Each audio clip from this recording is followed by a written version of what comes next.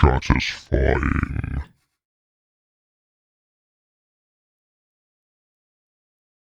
Hello, Mother Funsters, and welcome to episode 3 of Chattisfying, a monthly podcast all about streamers and content creators and stuff. My name is Mellar. We have our amazing, I think I've broken Hippo already. We have my amazing co-host in that direction, the Hairy Hippo. Say hello. I'm over here. And I'm so excited. Our guest today is none other than Virtute. Hello. I want his baby better. I love him. Sorry, I mean, I'm not excited. Pure professional streamer. Yes. I've been looking forward to this for like months. Oh my god. Likewise. This is so exciting. So I think we should just go straight into it. Let's just dive straight in, head first, and let's talk about Virtute. So Virtute, tell us everything about yourself and your stream and your content and everything. Everything. So Everything. I am a variety streamer, quote unquote, I suppose. I do like mostly story games. I've been streaming for about 3 years on Twitch, kind of, or at least that's when I officially started, I suppose. I played like Overwatch a couple of times before that, like across the years, and didn't find my fitting or find like my own kind of vibe that worked for me until about 2018, I suppose. And I'm a Twitch streamer. I play video games on the internet. That's what I do. I also play bass. I have a small son who is 2 years old called Flynn, and I don't know what do I say. Play video games on the internet is very different. It's like unique. Not many people on Chattisfying actually do that. It's quite rare, I find, that people on Twitch stream video games. So that's it's a niche market, my friend. That's really that's is. my niche. That's my niche. I am a beta. Oh my god, you're pouring it straight in. Oh, is there only a little bit left? There's I only thought a you were little just bit like left. you were getting ready. You were just gonna like bosh it out on your table and like get the notes out. So what have you been? Yeah. So go on. What you've been playing recently? So tell us a bit more. So I have been playing Hollow Knight recently. I've just started yesterday. I started on the Path of Pain. I believe you were there, Mellar. It's like the challenge level for it. It's a platforming challenge. At the moment, I'm not sure if I'm ever going to go back into it again. And the reason for that is I was like, in the last moment, or what I feel is the last moment, is the moment that everyone said, but this is the most difficult part. I spent 2 hours like banging my head against it constantly, kind of almost getting to the end and then failing. And while I was at work on lunch break, I was like, you know what, I'll fire up the Switch, I'll give it a try. And didn't think to heal myself between each run. Ended up dying, found myself at the beginning of it with like maybe 2 hours progress lost. And I was like, I don't know if I want to go back to this on Tuesday and do it all again, or whether or not I just kind of decide to start something else. So I don't know what's next on the stream. You've kind of caught me at like this moment where I'm like, do I play Resident Evil? Do I play... I'm thinking maybe Little Nightmares, maybe something else entirely. I'm at the moment, the world is my oyster, and I've got like different ideas, but I don't know where to really start. Otherwise, yeah, mostly story games. I think usually I try and pick a game thinking I'll enjoy the story or I'll enjoy the mechanics enough to be able to talk about them and commentate them. Like I think the driving force for me as a streamer is that I like to talk and I like to kind of approach it like similar to how YouTubers approach Let's Plays, where I want to be able to deliver some sort of driving commentary on the game and have like notes to talk about on the game and not just kind of be constantly asking the chat how they're doing. Like I feel like it's important to be in a position where you can play a game and talk even if chat goes really quiet, because hopefully if you're like entertaining people, then they're just like, I could just sit back and watch this thing, you know what I mean? Like I tend to approach Twitch in that way and video games in that way, where it's like I mostly just watch people and I'm like a lurker of a watcher, so I'm happy when people feel comfortable enough to do that with me. I don't know. Awesome. I like it when people watch me, but in many different categories. Yeah, that's true. I watch you on all the different websites, mostly the hub websites, and I appreciate that.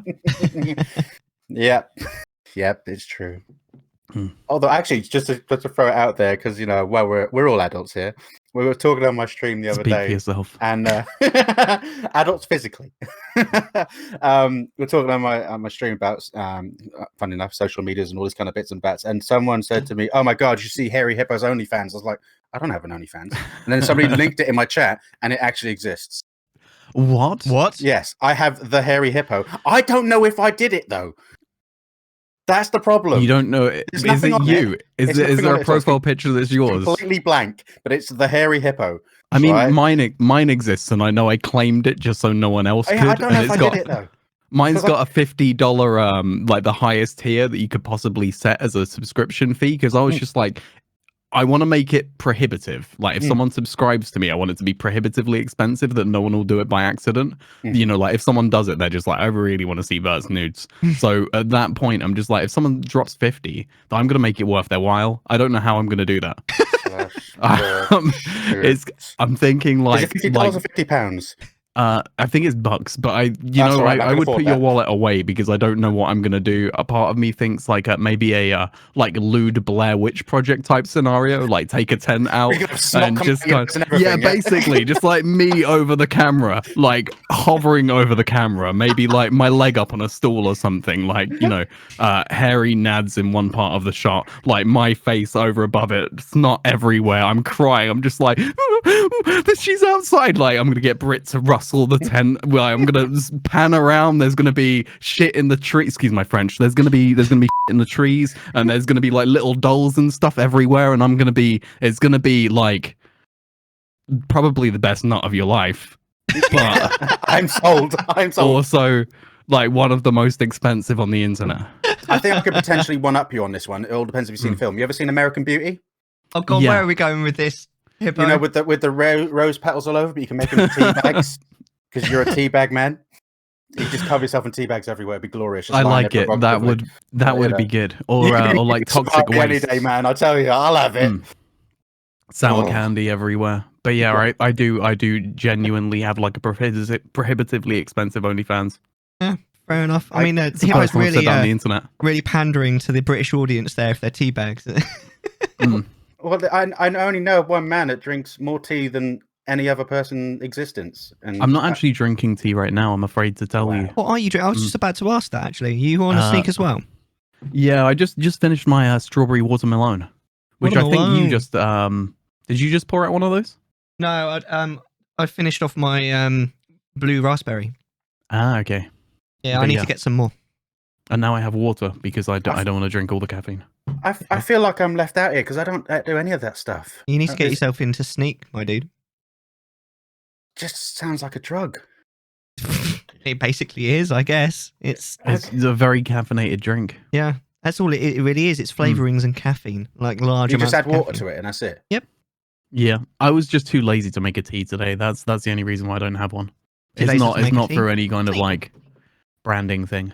That's all great. Yeah, tell us a bit more about your stream, about maybe some of the other stuff that you do, like OnlyBans, for example. What's that? Okay. So I have a previous.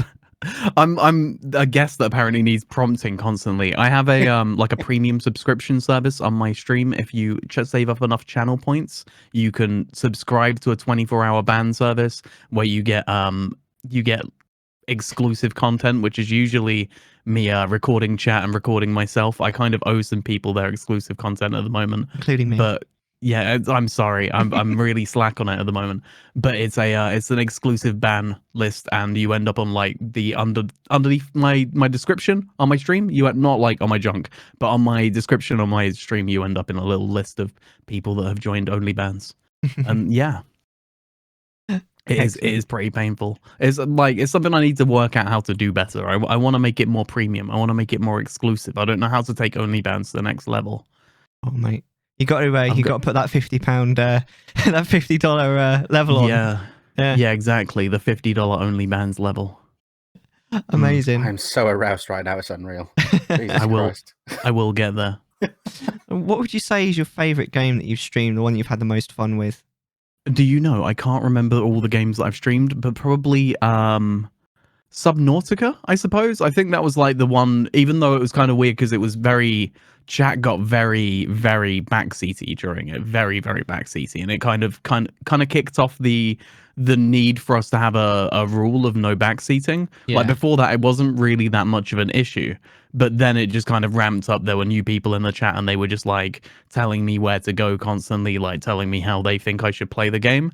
And that game's really open worldy, which I find quite frustrating as a streamer, because when I don't have direction, I'm like, where do I go? What do I do? And I feel like I could just spend a 5-hour stream just going in a direction, and we may not actually have anything interesting happen. And I like having direction to know, like, oh, there's this plot point, or there's this thing that will tether the direction to. Like, I like open world stuff when I'm like let's playing for YouTube, but this is like a different vibe, and I can edit it and like cut between all the kind of filler in the middle. But I still found that game really compelling and really interesting, because it was really, really beautiful. I hadn't played a game with like a world like that before, where everything's about traveling through the depths of the world rather than like on the surface of it. And it's very, very flawed. It has like a really slow ending to the game, and some things are really wrong with it, but still, despite all of its flaws, I thought it was probably one of the best games that I've played. Like I think it's like a stone's throw away from being a masterpiece. Wow. And I don't really like survival games, but there was so much about it where I felt constantly on edge playing it. Like there's a lot of unknown, because it's you only have like a certain view distance when you're underwater. Like it gets murkier as you get deeper. Every time I'd go into a new area, I would be worried about what next thing I'd come across, and how I felt genuinely scared quite constantly during that game, especially when going into new areas, and especially when going past all the reapers and all the monsters. And it was just a really, really good experience. I like being scared by games. I like feeling something when I'm playing a game. So like that got me. It was interesting. It wasn't just scary, was it? I don't think I've ever been so it was so compelling when you were all sad about the cuddlefish, when you had to leave the cuddlefish behind. Mm-hmm. And there was the base building, and just there was so much to that game. And like, because it was janky, because there was some issues with like base building and inventory management, where you don't really have the game doesn't manage your inventory for you. You have to put stuff in lockers manually, and you have to remember what's in what locker. So I'd end up like running around my base, just kind of not knowing where I'd put anything, because I'm not a very organized person. Just kind of chatting shit and just having fun with it in like every way. And I really enjoyed it for that. It was nice. It felt like I could kind of get myself out a little bit, because I was having all these moments of like quiet in the game where I had to fill it in with my thoughts. And it's nice when you can like communicate yourself through a video game, just because like the game's slowly driving you insane, rather than like in a good way, rather than like the worst games I've played, like God of War and stuff like that, where I just kind of was frustrated by the game. So yeah, I think that's my favorite. Awesome. I feel like you've at least somewhat answered the next question. What game did you stream that you really just didn't like? That would be God of War. And that's a frustrating one. I think you probably expected that answer, but it was a game that I found... I went into it with really high expectations. Like it's a game that's considered by a lot of people to be a perfect 10. Like when people talk about best games on the PlayStation and like system sellers are like, God of War is amazing. I was expecting something great, and it just kind of had a really good story with like a 3 out of 10 game attached. Like everything else was really good, like the scenery, the voice acting, and the game in general in terms of the story. And it was just like this beautiful game and really well presented, but I just found the combat really stale. Like you're fighting the same things over and over again, and it's just kind of like with the same moves. It was lame. God of War was a lame game, or at least the newer one. I don't know about the old ones, but I was disappointed. Indeed. I think Nightwings has just realised the gig is up, Virtue. I like the fact if you bring your jug down a little bit, you can see my Yoshi through your chest. What? You bring your mug up a little bit, you can see my Yoshi in your chest. Yeah, that's how you can tell this is actually my room, because this isn't a green screen cup. This cup actually shows you what's behind me in my body in the room that I'm in. Yeah. So because Hippo can't do this, can't show you something through his own body, you can tell that this is my room that I'm in. I've always wanted to be in Virtute's room, definitely strapped up and naked. Well- but whatever works. It's all good. We're in bed together. You're gonna make me all red in the cheeks. No. and stuff. Seriously, right? I even wrote I was going to say so many things, and I've written a little bit here, right? We have an amazing guest, the one and only Virtue. If you don't know Virtue, come check him out. He's such a dude. He's handsome, bearded, intelligent, charismatic, aristocratic, and basically he's a badass. That's what I wrote to promote people. You're a gorgeous man. Thank you. It's just the truth, man. It's just the truth. I appreciate that. Yeah, what can I say? I wanna point out something, like a weird thing that I've started doing streaming recently that I haven't really talked about, because I'm just like, do I need to talk about this? I've started wearing makeup, and I don't know, like, you shouldn't really be able to tell because it's just like a really neutral, like foundation, not foundation. What's the word? Like a powder, right? I've been wearing like a like when people in films, they're just like they get their face dusted with a powder. I don't know what it's called. Like, is it setting powder or something? Some sort of makeup powder. And I was just, because like YouTubers use it to stop the lights from shining on them so much. And I was just like, you know what? It'll make me less shiny. Why not give it a try? It's not too bad actually. I've kind of got used to it. But that's me getting this off my chest. I've been wearing makeup on stream recently, but it's just like a dusty powder. So is it, because I know that My you smoky did eyes, huh? You did a makeup stream where Britt, your girlfriend, did your own makeup. Yeah. Was that how you got the idea?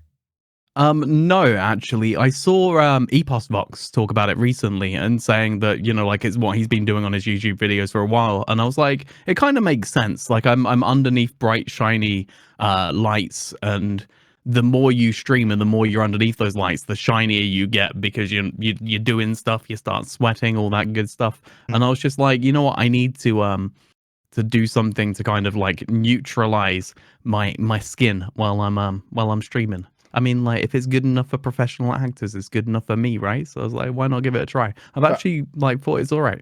But I like your I Twilight rate it. Sparkle. Your Twilight Sparkle's amazing. You're the only cool thing about Twilight, all right? I thought you meant like Twilight Sparkle, like a My Little Pony. I thought you were making a My Little Pony reference. I was just like, okay, Twilight Sparkle, fine. That's a pony, right? Turns out with Virtue, it's a brony. You heard it here first. Yeah. We went from Bikermeister Mars to this now, to Bronying. I like it. If you haven't seen the images of Virtue in full makeup, by the way, I believe they're on your Discord, aren't they? Or on your Twitter? Yeah. I put a clip up in my TikTok as well. Like, there should be clips everywhere now. Pardon me, there was one on Twitter. I don't know if it's still there. Very pretty. Very I pretty. did my own makeup for Britney Spears. Yeah. You did, and you look gorgeous. Yeah, I did that myself, which is why I kind of look like something out of Rocky Horror.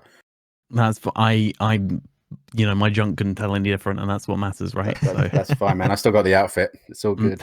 Special occasions, man. I've got two options. I've got Gambit or I've got Britney Spears, so it's all good. When you say special occasions, you mean every night, right? Yeah, pretty much. Yeah, I got to sleep like it. Every night's a special occasion with Hippo. Streams done, lippy on. I get the music in the background like something out of Silence of the Lambs, ready to go.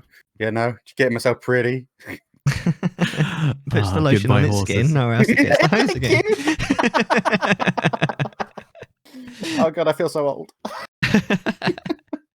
So we kind of mentioned. I actually, sorry, I need to point out for a moment, because I never have ever had the chance to use it, but I have a button on my Stream Deck that plays that song. Because I was just like, so at some point I'm gonna find this useful on stream. Yes. I'm just gonna be like, you want me? Dance for it for you. I don't mind. I'll even do it. I don't care. Exactly. I'll be like, would you me?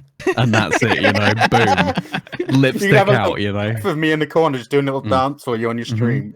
I can hear it in my head now. I can picture it. It's there in it.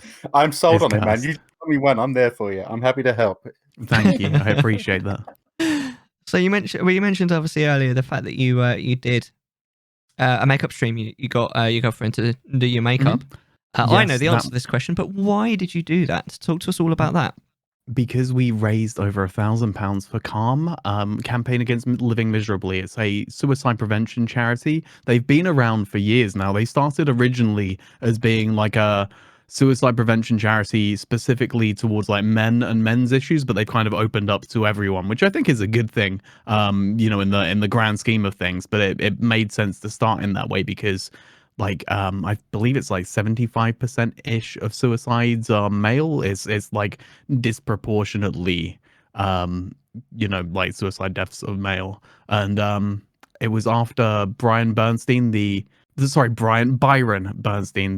Twitch streamer, had taken his own life, and it just kind of made sense to do it. It's like a charity that's been close to my heart, and it was when I started streaming, it was something that I really wanted to do. I really wanted to do streaming more on that particular issue because it's a I feel like it's like under talked about, or it's talked about for a very specific lens. Like you can only talk about male suicide if you're talking about it in a way where it's like under the specific discussion that is like masculinity is toxic, and I don't think that really encompasses the entire issue. Like there's obviously men's issues that need to be talked about, and there's like a need for guys to be open about their feelings and talk about their themselves in a way of like I guess being open when they do feel like they're in a state which might lead to them taking their own life or something like that. I'm trying to think of like the best way to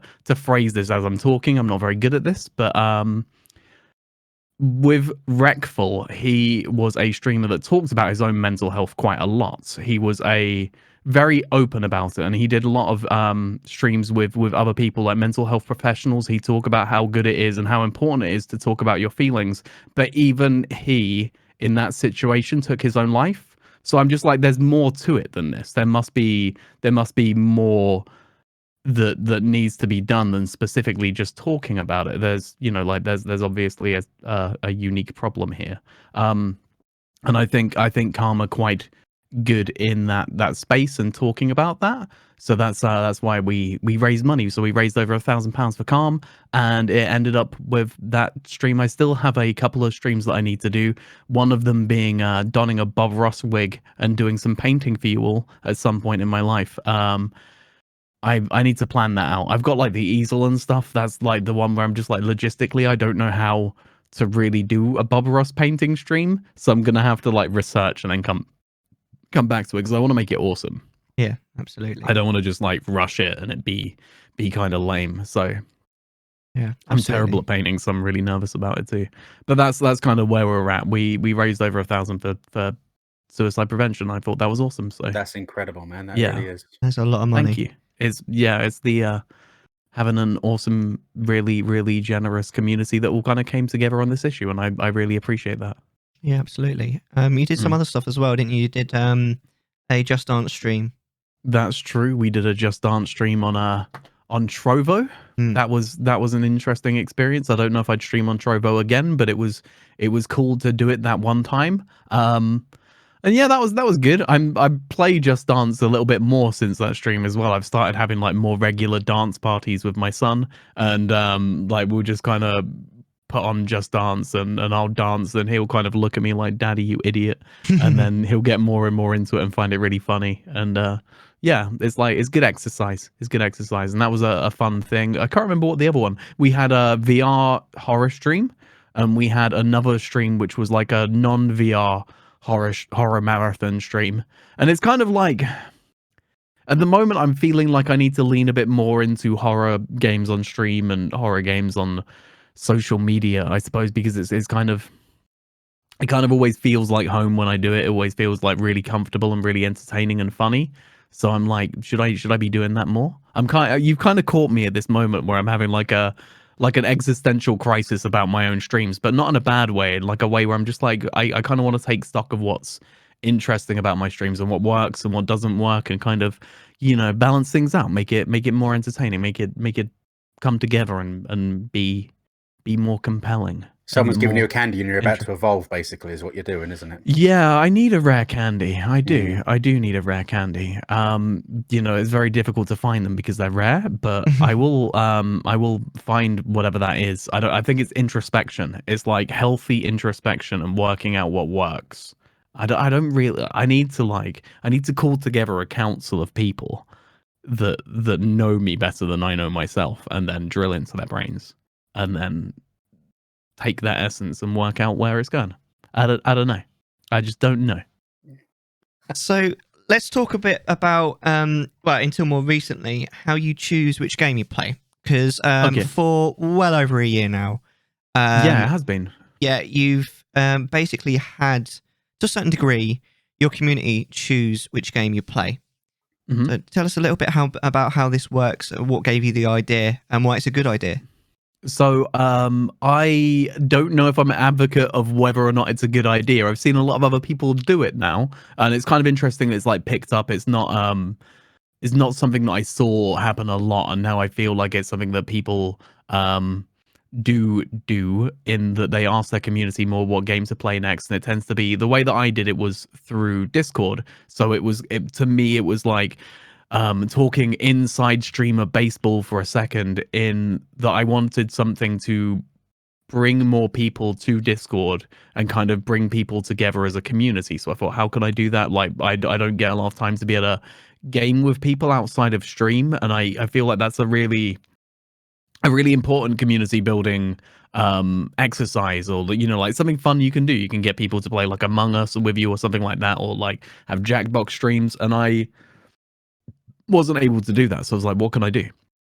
So I thought maybe putting together a list of games and choosing those games based on like different criteria of what I thought would work on Twitch, and then and also like making sure they'd be games I'd enjoy, except for maybe God of War. But I thought I'd enjoy that. But it was getting those list of games to vote on, putting them as a list in Discord, and then assigning an emote to each of those games, and then putting it in a polls channel, setting up all the things underneath the reaction roles, or sorry, not reaction roles, but the reactions in Discord. So people would click them or tap them on their phone, and they'd vote on whatever game it was that I could play, and then you get it quite easily seen like which number's the highest. That you can get people to vote on more than one thing as well, which I thought was kind of fun, because then people can tactically vote for everything apart from the thing they don't want to see. I was like, I'm not going to vote on anything at all. I'm just going to leave it all up to you. But sometimes I might hint as to the thing that I would personally really like to play, but then I'll leave it up to you anyway. And then as time's gone on, so it's been a year of this experiment, and I think like it's interesting because it's been quite good to see how game choice affects viewership on Twitch, because I'm in like a difficult spot with average viewers, I suppose. I try not to think about these kind of metrics too much, but when it gets to like that 20 to 50 kind of range, then you end up like finding it hard to move higher than that. And a lot of people try and cheat that and try and find ways to get higher with like support discords and stuff like that, or like finding ways to funnel streamers below them up into their stream. And I'm just like, I'm not really into that. I don't believe in trying to make people come to my stream for like engagement purposes or something like that, thinking like, oh, I'll like make sure I raid small streamers at the end and hype it up that way. I think that's all kind of like commodifying your viewers in like a way that I find a little bit unethical. I don't really like it. So I was like, I just want to find ways of diversifying the games that I play, and like being able to try different things, see what works for me, and see also ultimately what like people want me to watch. So that was kind of how it all ended up in the Discord thing. It's been about a year of this, and pretty much every game I've enjoyed. Every game that I've put on the lists, I've thought I would enjoy. Some of them I've enjoyed less than I actually would. Some of them are choices that I probably wouldn't make. And also, with this, I feel like I'm a bit more confident knowing what games work for me on stream. But then at the same time, maybe a little bit less confident with that, because it's been so long since I feel like a game's really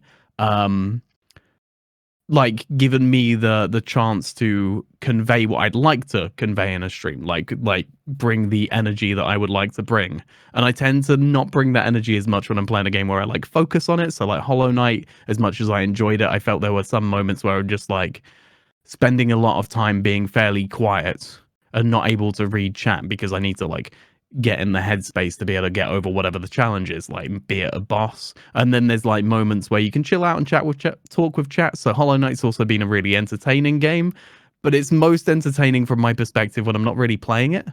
And before the experiment, like I was playing visual novels and stuff, and they kind of work because you can play them at your own pace, and I could kind of talk to chat and do different voices. And you know, if I wanted to go off on a tangent and talk about a story or talk about something that was happening in chat that was interesting or anything outside of the game, you could just stop it. You can just stop the visual novel when you feel like, you know, it's got to the end of what you're talking about, and you can just start moving on. Then you can start playing the game, and that's fine. Like it's a very flexible pace of game to play is visual novels. So that's kind of why I found that they were something that I was enjoying doing. And then I went entirely away from them. And it was like you miss lore. Everyone misses lore. So yeah, it's I don't know, it's like playing games that are like a rubber band where you can pull away from them for a little bit and be able to kind of move and talk about different things, but then be pulled back towards it. Like that game's got to be a little bit sticky. It's got to be a little bit magnetic towards you, I suppose. And it's just finding those games. At the moment, I feel like I have a better idea of them. And it's quite difficult when you play primarily story games, because even if you find a game that really works with you, you have to move on from it eventually. Like I couldn't continue playing Subnautica for much longer than I played it for. There were things that I could do, but at the same time, it would have been maybe 2 more streams where I could have been like, oh, we'll try some different challenges, or we'll spend a stream building a really big base. You know, you can't do that for forever. And you know, like people that play like Tarkov, people that play like Fortnite or whatever, you know, they have that anchor to bring themselves to. And you know, like even if you're playing like a Darkest Dungeon or something like that, you have that game that you could anchor yourself to. It's like no matter what you do, there's still more replayability in it. But some games just don't have that replayability. And although they're compelling to stream and you can get your I really hate talking about streaming in such a clinical way, but like when you can build up an audience from one game. So say, you know, if I start Little Nightmares, then, or no, actually Undertale's probably a good example. A few people came in from Undertale that specifically watch Undertale, and no matter how much they enjoy me as a streamer, they're tethered to Undertale. So you move through these games, and these games have these viewers that are specific to that kind of game. Sometimes there's a bit of a, you know, like some of the watchers, Dark Souls might come along for Sekiro, they might come along for Bloodborne, or like a Soulsborne game, or like a challenging game. But generally, when you're doing story games, it's like, where's the anchor? You have to find something to anchor yourself to. So that's where I'm at. Is like, I'm like, where do I anchor myself to? Right.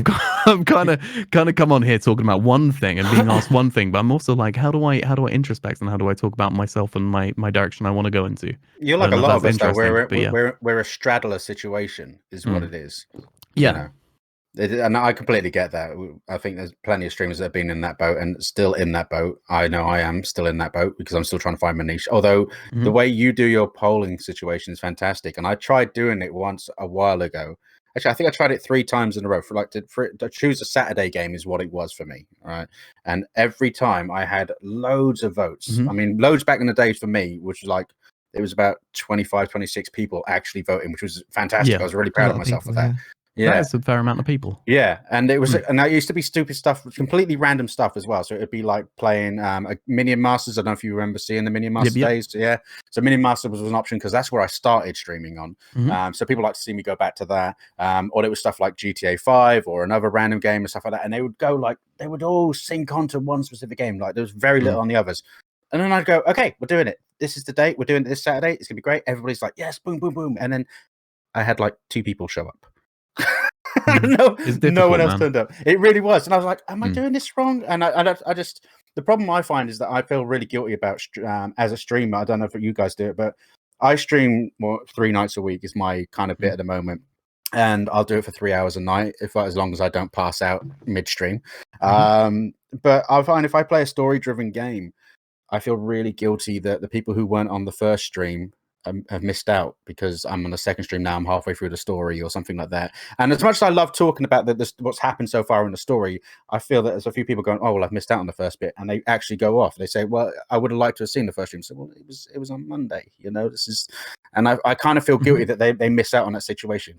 And you could always say, "Go watch my VOD and stuff like that if you want to see what's catch up and all that kind of stuff." But I find it really difficult at times, unless you've got like a core amount. And unfortunately, my base of viewership is very.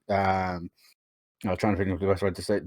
They're segmented. They're different times, different people come in different days. I see some people on every Tuesday or something like that, and they never come in any other day. So it's kind of difficult. I'm pretty sure you probably got the same kind of few people that come in on different days specifically and stuff like that because of their real life schedules. And it's yeah. So I've recently, in the last year, I tend to have stuck to games that have a storyline with it, but it's like loosely based. Like, for example, World of Warcraft has a load of little mini stories in it, so I can follow a chain if I want to follow the chain or something like that. Or I'll make my own story with Minecraft and bits that aren't too prevalent. Like, oh, this is it, and I've never played this game, so I don't know what's going on. But that it's making your own stories of it. Yeah. And I do miss playing story-driven games. I really do. And my main gaming time is streaming, pretty much, because I'm too busy doing the ironing and dancing around in the bedroom, singing songs. So priorities in life. But that's my problem with it, really. But I love I know that Mellar happy, sir. Yeah, no, exactly. No, and to be fair, I'm happy entertaining. That's my core thing. I get a lot of joy from making people smile or feel ill from my comments because I'm so dirty and grotesque. It's stuff like that. That makes me happy. It doesn't matter what I'm playing. Why you like this? Stop talking about my friend like this, Hippo. You're a beautiful man. I am a beautiful man. I am basically a sexy Wookiee, But no, it's I generally my better streams are just chatting streams where I can just chill out and be disgusting and enjoy life being disgusting and sexual perverted. And I think that's probably why Mellar's stuck to me like glue. Bless him. I saw that, you cheeky bugger. What? I don't know what you're talking about. He's doing OBS. I'm not doing OBS. The only thing I did well was that I was able to steal his bedroom. All right. How do you Virtute TM? How do you feel about what Hippo just said? It's out of interest, Virtute, about sort of people coming in halfway through a story. I've never really come across someone. Sometimes people will come in and be like, "Oh, like this is spoiling the part that I haven't played this game. I'd like to watch you, but you're in spoiler territory for me," or something like that. So sometimes, but I don't really try and it's like one of those issues you can't really remedy. You can say to someone like Hippo said, you can say to someone, "Hey, watch my VOD," or you can try and catch someone up and you can be like, "I'll try and give you a bit of a TLDR on what's happened in the game so far." I try and always start a stream that's a story stream talking a little bit about what happened before in the previous stream, even if there wasn't like a story plot beat that happened. Maybe I'll just say like, "Oh, I was doing this particular challenge or I was doing this particular part of the game," and that will be what I kind of try and frame the game part as. So that was really easy with Hades. We could be like, okay, the last time we reached this amount of wins, we escaped this time, we didn't escape, but we tried different weapons. This time I'm going in and I've not tried this sword enough, or I've not tried this particular build, so I'm going to go in on this build. And that game did have story to it, so there was a degree of like plot in it, and a degree of plot that people needed to keep up with. But I don't know, I just kind of, I've not found that issue, not Hippo. I've not found that issue, Hippo, where I find that people like bail because of story. But I do find that people bail because of spoilers sometimes. Yeah, but, no. I mean, you can't. Sorry, I didn't mean to interrupt you there, but you can't really. Please do interrupt me anytime you want. You can't affect people's experience. You can't affect not people's experiences, but you can't affect people's prior knowledge of a game before they go into it or anything like that. So you just kind of have to deal with it and either decide that you're not going to do story games because of that factor, or you just be like, hey, next time we play a story game, get in on the ground floor. But then if there's some people that can only be there on Tuesdays and not Thursdays, or whatever the schedule is for you, and they're missing half the streams, then just, like, you've got to find a way of making it so they can find your VODs, or they can like get into that content otherwise. Like that's partially why I've started doing more YouTube recently as well, is that it kind of means that people have self-contained stories or self-contained chapters to stories that they can kind of jump in and jump out of without it having to be like a like read the chat on screen type scenario. It's just like, I just want to break it up and try something else, and hopefully that'll get me a bit better at like the talking aspect of streaming outside of talking to a chat. Like the let's player type thing, which I don't think a lot of people really do as much anymore. I think that people kind of lean in on streaming a bit more because it's kind of, I don't want to say easier, but it's a little bit easier because you have that chat to bounce off of. In some ways it's kind of harder because you have that mental game that you're playing with live and you can't edit afterwards and all that kind of stuff, where, like if you see your numbers and it kind of throws you off, or your chat goes quiet and you're like, what do I talk about now?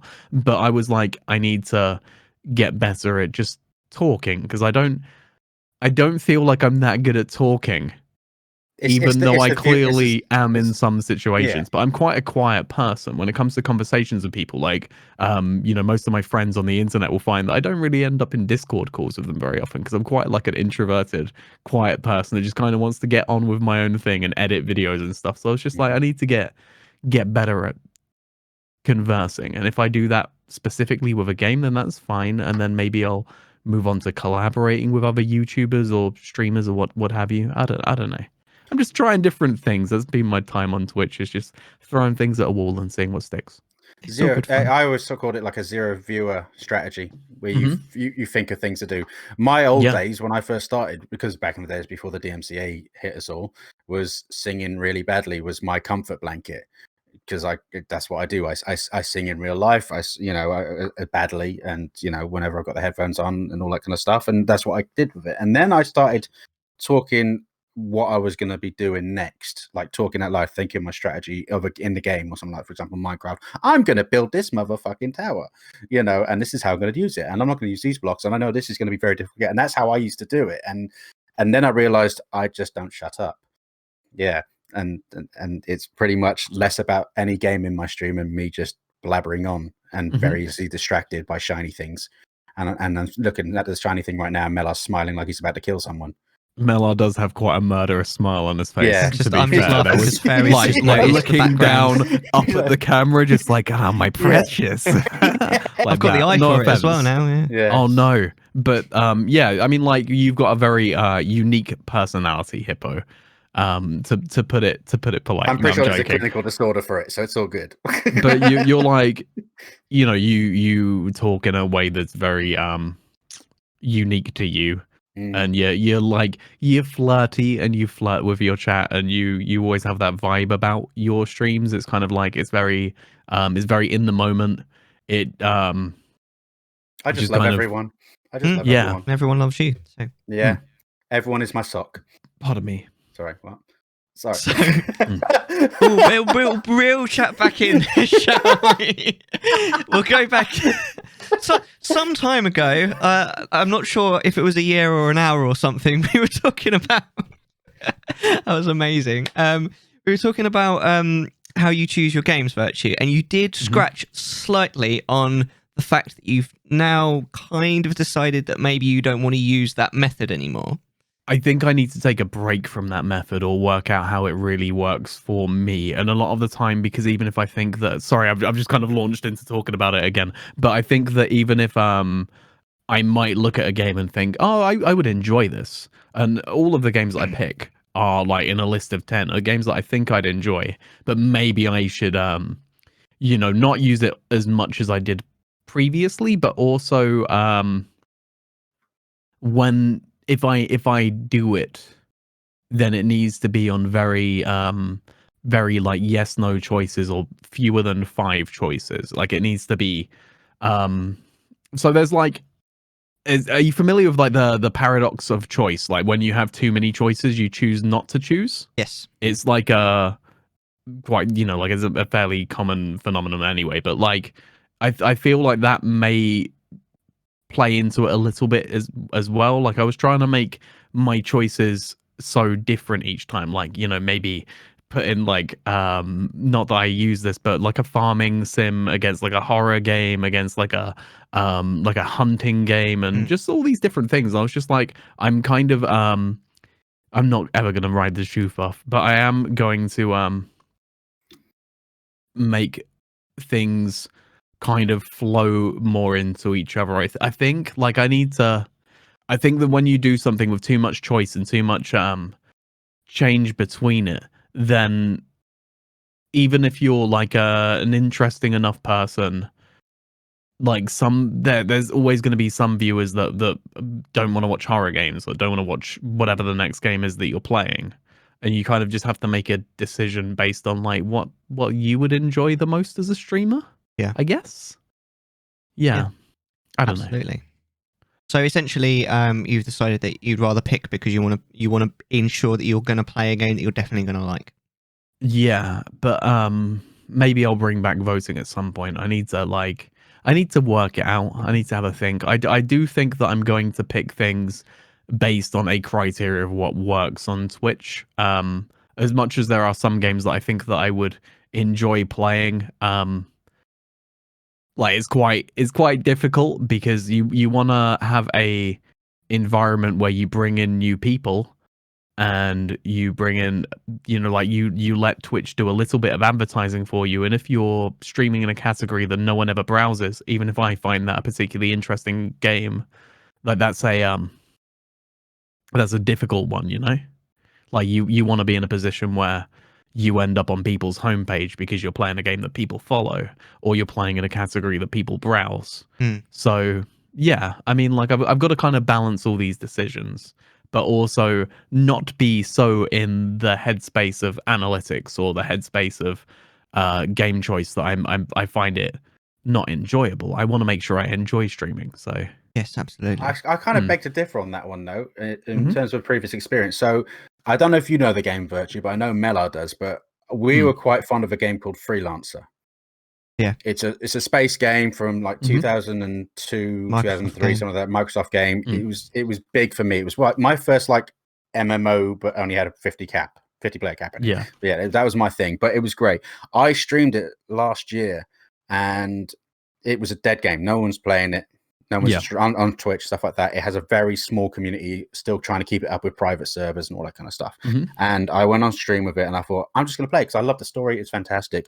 And I went up, I think it was about 60% increase in my viewership that night because people were like, someone's streaming Freelancer.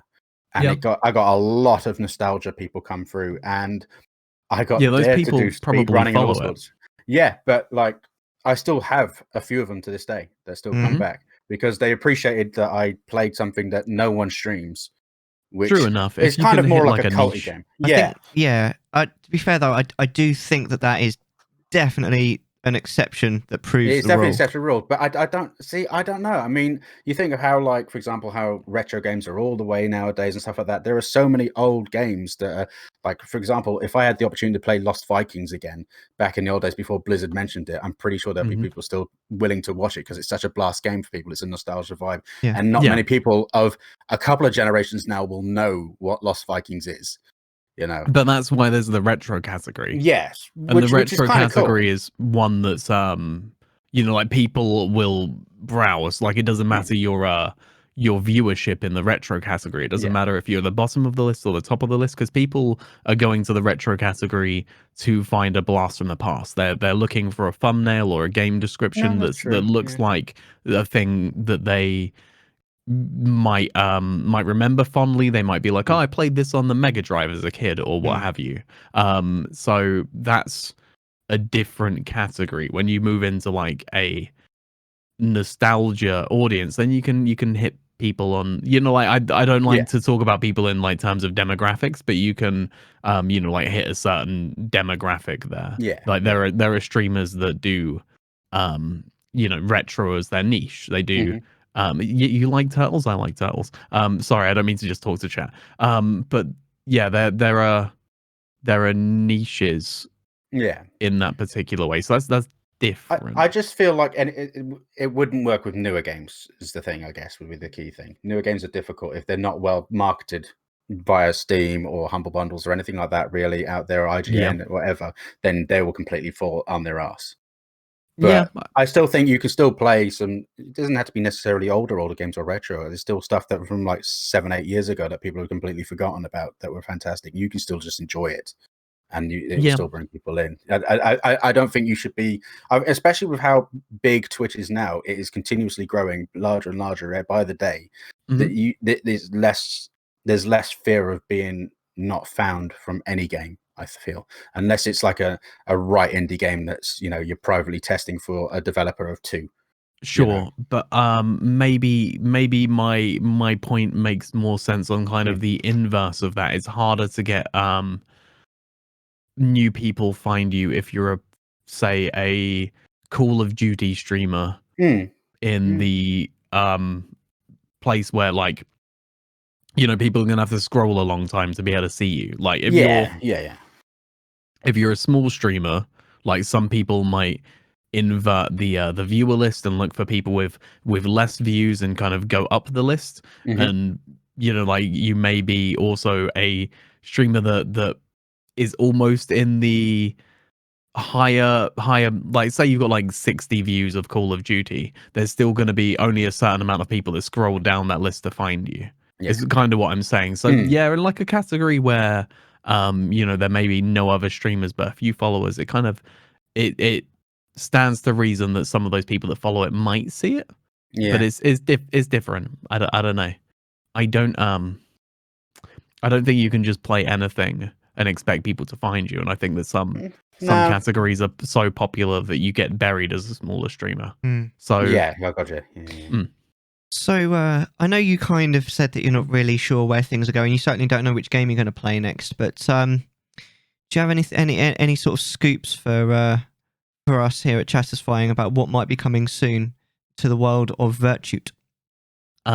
So I don't know. Not like a real scoop. I'm kind of, at the moment, I'm kind of thinking like Resident Evil. I'm kind of thinking Little Nightmares. I'm kind of thinking like cuter games and horror games, and trying to find a way of pulling those together. I don't really know. Like, the Saturday streams of Brit will remain very much the same. Awesome. Like, those are, Brit and I play a co-op game when she's like feeling like she wants to come on stream with me. We'll play a co-op game. When she goes to bed, I'll play horror games that are like the weirder, the more obscure games that you'll find on like Itch, or like EXE games you'll find on the internet. I'm just like, whatever, this is a night where I'm just hanging out with people. Whoever turns up, and I don't really mind worrying about having a Tuesday, Thursday schedule where there has to be some, I can't think of the correct word, but like they have to kind of play into one another a little bit. Like, when there's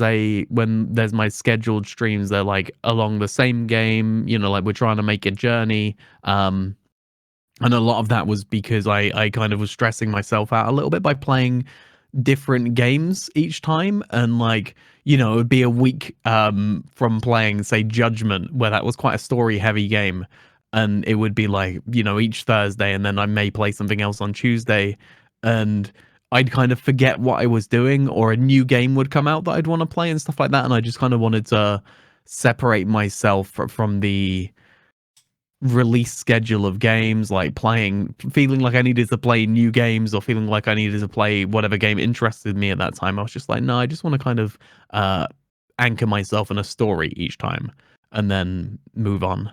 So I don't know. I think I'll still continue to anchor myself in a story and not chase new games as much. But I think that if a game comes out that I really am interested in, like, and it makes sense for me as a person to jump on it, then I'm gonna put whatever I'm doing to one side, jump on that game for a little bit, and then come back to it. I don't know. I don't know. Fair enough. Like, the other thing is that I'm kind of alongside streaming more now than I used to. Like, kind of moving on to doing stuff for YouTube, as I touched on earlier, and doing like more recorded stuff separately, and working on editing and working on how to make things like my content work on other, I hate saying content, but my streams work on other platforms and my videos work on other platforms. I'm just trying something different, just trying to get on that creative train. I think that 2021 for me is like very much moving away from thinking about numbers and thinking about growth and thinking about like what game I want to play in that kind of framework, and more thinking like, let's just be entertaining. Let's just learn to be entertaining and have fun. So why don't you like the word content? Because I think it's a bit too vague to be useful. I suppose, like, you know, there's not only streamers or video game players refer to what they're doing as content. Like people tweet, or they post on Instagram, or they post on their OnlyFans, or they post on everything on the internet, and it's all under the umbrella of blanket. Not umbrella of blanket, under the blanket or umbrella of content. So, you know, like if you talk to someone, they say, oh, I'm a content creator. That doesn't actually mean anything. It doesn't like convey any information or any good information. And also it's like someone who I'm writes just a dude that music or writes plays video games on the internet, you know? Sorry, I didn't mean to interrupt you there. That's right. I interrupted you. You go on. No, it's all good. So yeah, just a dude that plays video games on the internet. I feel like calling it content just feels a little bit I don't want to say arrogant. You probably know the word that I'm looking for because I can't think of it. It's pretentious. It's a little pretentious. And I don't mean to say that people that call themselves or call what they're doing content are being pretentious. That's only like me and how I feel about it. So it's kind of like that one. I'm in your book on that. I'm in your book in that one. I don't really enjoy the content thing either. I hate that. And it is a bit of a catch-all term, isn't it? I mean, I was going to say is like if you write a book or a song, you're creating content, aren't you? At the end of the day, like content just means something. Like it's literally what it means, a thing. Yeah, exactly. It's a nothing word. It just doesn't. It's just so empty, and everyone does it, and it doesn't signify quality. It doesn't signify what you're going to actually get from that thing. You know, like it's if you got served a meal by someone and you were like, what's this? And they were like, it's meal. You know, you'd be like, yeah, but what is it? And they're just like, no, it's meal. You know, it's served on it's served on plate. It's served on plate. I can also deliver it to you by the platform of bowl. You know, would you like it? Would you like it in scoop? And you know, that's like a TikTok, Instagram, and whatever. You know, but it's all the same dish, and it's all the same you know, grey goo content that doesn't really. Basic amino acids and proteins, right? it could be a beautifully well cooked meal, or it also could be like what I sneezed up into that bowl. Yeah, like I don't know. It just doesn't. I'd eat it. Like whenever I see someone say they're a content creator, it doesn't give me anything to go by apart from that they do something on the internet that may or may not be something that I enjoy. But it could be a tweet. It could be a picture. It could be anything. So I don't know. I just prefer like dude that plays video games on the internet. You know, like it's much easier. People know what it is. I mean, it is a bit of a mouthful, though, isn't it? Yeah, but you know, I'm used to a mouthful when I'm around you, and also it's not like it's like an elevator pitch at that point. Yeah, you know, it's a shit elevator pitch. It really is like your basic elevator pitch, but you know, the most of the personality and meaning of it comes through in the person saying it, I suppose, and the way in which it's said, which may not be the best sell, but I don't know. No, I understand. I don't think I have quite such an aversion to it as you, but I completely know what you're saying, and it certainly isn't a very descriptive term for sure. No. I think we need to move on quite soon, but I do want to talk a little bit more because again you've scratched on it, but I want to go into a bit more detail because obviously we've talked quite a lot of detail about Twitch, but you're also doing pretty well on YouTube, TikTok, and some other platforms. Talk to us a bit more about that.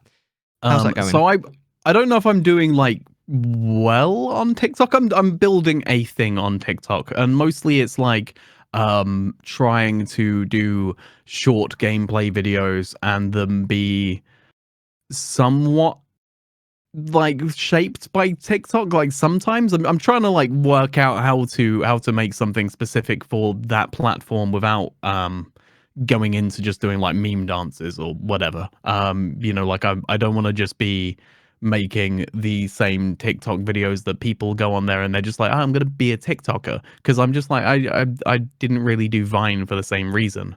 You know, it's not really me. It doesn't feel authentic to who I am. So you know, I'm just putting gameplay videos up on there, but I'm just like trying to work out how to do that in a way that kind of makes sense as a series. Or, you know, like sometimes I'll play a game and someone will be like, maybe you should check this thing, and then I'll reply to them with a video reply of me checking that thing or doing something that kind of matches up to what their comment is. And I kind of like TikTok for that. It's got like this video reply feature, and it's kind of fun. It's kind of interesting. There's something in there that I don't think as many game video creators do as many content creators do. You know, it's just trying to work stuff out. It's trying to work out how to, I mean, like since Christmas I had around less than 1,000 followers on there, and now I've got just over 3,000. So it's not crazy by TikTok sense. Like you see people on TikTok that are just like, you know, they'll open a box and they'll throw it at a wall, and everyone will be like, oh my god, this is the greatest thing I've ever seen. And then, you know, like 500,000 followers. And I'm just like, I don't really want to do that. I'd rather grow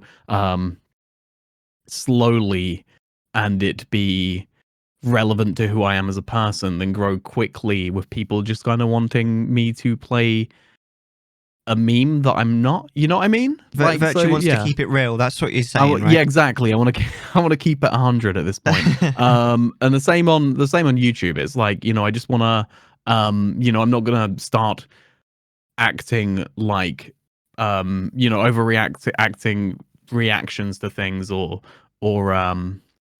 being like a quote unquote YouTuber for the sake of growing on YouTube. But I do like the idea of looking at it and just kind of learning creatively how to edit better, how to have something that I put together and put out before I see people's reactions to it. It's like, it's that kind of stuff. And there's another site, Odyssey, which is like YouTube, but it's more of an open source YouTube. It's kind of like if YouTube ran like it was a cryptocurrency, then that's where it's at, and it's really cool. It's really interesting, and I've been kind of mentioned as creator of the week on there. They do like a weekly vote on who should be creator of the week, and I was mentioned on there, so that's kind of cool. It's interesting. It's like another platform to grow. I don't really know what I'm saying. I'm just kind of talking bollocks, and I don't think it's that interesting. I'm creating content, I'm afraid. I love the way you said that though. It's like I'm actually kind of a big deal. I know, but I wasn't trying to say that I'm kind of a big deal. You know, I'm just chest all out like this. I'm ready to go. A big deal. Exactly. Man. I'm creator of the week on a website you've not heard of. Damn it. Yeah. Do you know who I am? I'm Virtute, creator of the week. This table is mine now. It's my table. I don't know. Odyssey button, creator of the week. Yeah, exactly, exactly. I'm surprised you didn't come on wearing like a crown or something. Yeah, I should have actually. I really should have. I'm just talking. You asked me about my achievements and my experiences in other platforms, and I will fight you. I just love taking content creator Virtute. Let me witness as I create this content on your platform. Boom. Show me your analytics. I don't even know. Nay all over your TikToks. All right. Yeah, no. So my experience on this. Also to talk about social media and to go back to that for a moment, or you know, I'm kind of like, I was very much into like tweeting a lot, but I kind of didn't find that good for me as a person. I don't think Twitter's good for the soul. Hmm. So I've kind of moved away from that a little bit. And part of that was because like they just decided to ban my main Twitter account kind of out of nowhere, or not ban it, but suspend it. And I hadn't broken any rules, and I was never told what rules I'd broken or what the reason was for my suspension. I was just kind of like, I put a lot of effort into this thing, and I was kind of trying to grow this thing, and then it just got taken away from me. And when I got it back, it wasn't the same. And I'm just like, at that point, is it worth putting my effort into a platform that's very specific? Like, you don't really use Twitter like anywhere else, whereas you can use like YouTube and TikTok in kind of an interchangeable way. In some way, you can use that to like move your content to other platforms, other places. But with Twitter, you're talking on Twitter like you're on Twitter, and most of the time that's just people arguing with each other or talking about drama that no one cares about, or like inventing drama in order to grow and all that kind of stuff. And I've never really got into that. Like, people on Twitter tend to have to be something that they're not in order to get noticed. Like, there's a lot of fakeness, there's a lot of cliqueiness, and a lot of inventing drama or rehashing the same topics of conversation because they want the engagement.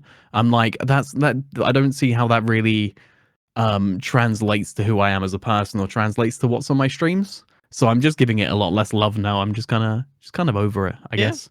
Well, I really couldn't get into Twitter. It was frustrating me.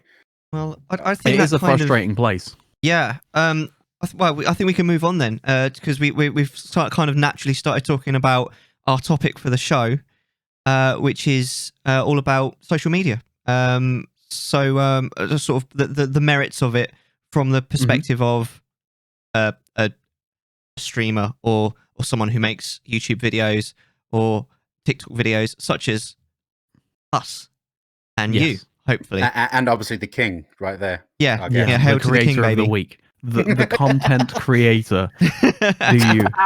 Do you see how carefully? Sorry. Yeah, we can all do this now. No, I can't. I can't. Sorry, Hippo. Sorry. Screw you guys. I'm going home. Virtute, get out of my house. It's my house now. Can't you see? I've trademarked it. I don't even know what side it's on. I feel like I'm the Pepsi and you're the Coca-Cola right now. I'm the forgery. This is not fair.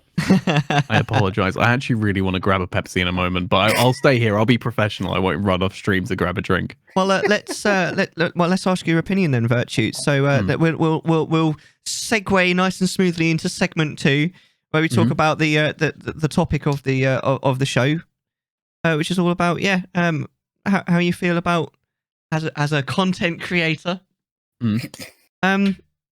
social media. So what's your thoughts? Burn it down. Get rid of it.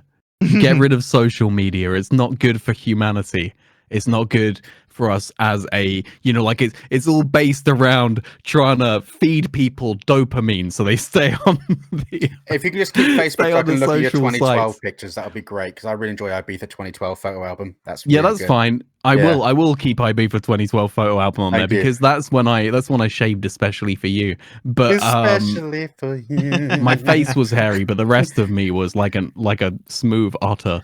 Oh. And yeah, I was aerodynamic.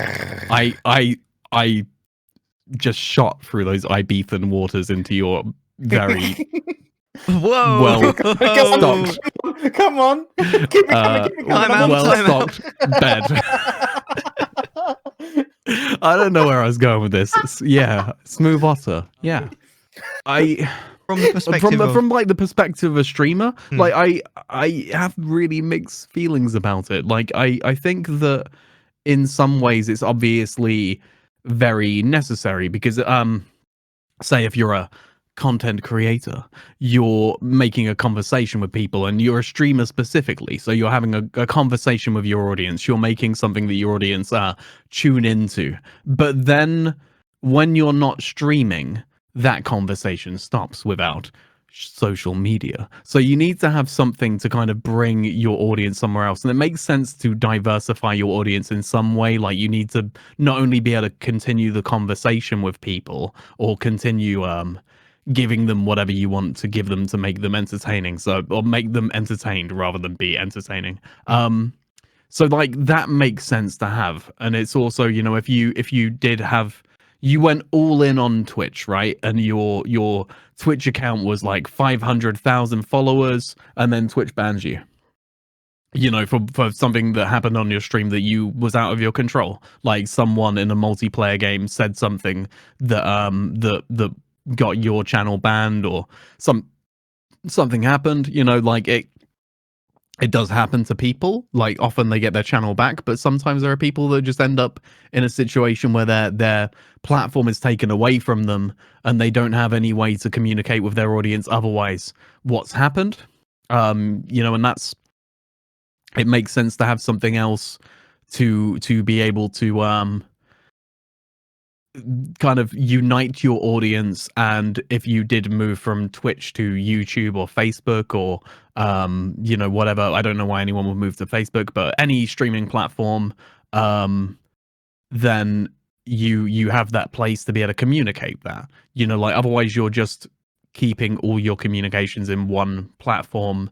And in Twitch's case, we aren't given that many tools to talk to our audience outside of streams. You can email your subscribers, which I feel is a little like some people do it really well, but you can do it too much and it's a bit obnoxious. And also the obnoxious thing is that if someone gets gifted a sub that they don't want, then they suddenly start getting emails from this person. It's not like there used to be like a kind of messaging function on Twitch where you could have like a feed on your profile, and they got rid of that for some reason, where you could put like your schedule information or whatever you wanted to do. You could have like a Twitter like feed alongside your Twitch, but they got rid of that level of communication. So your main communication is when you're live, and then that's whether or not people get your notification and all that kind of stuff. So I don't know. I think that social media or outside of Twitch or outside of your streaming platform, social media it has utility and it's useful in keeping that conversation going, but I don't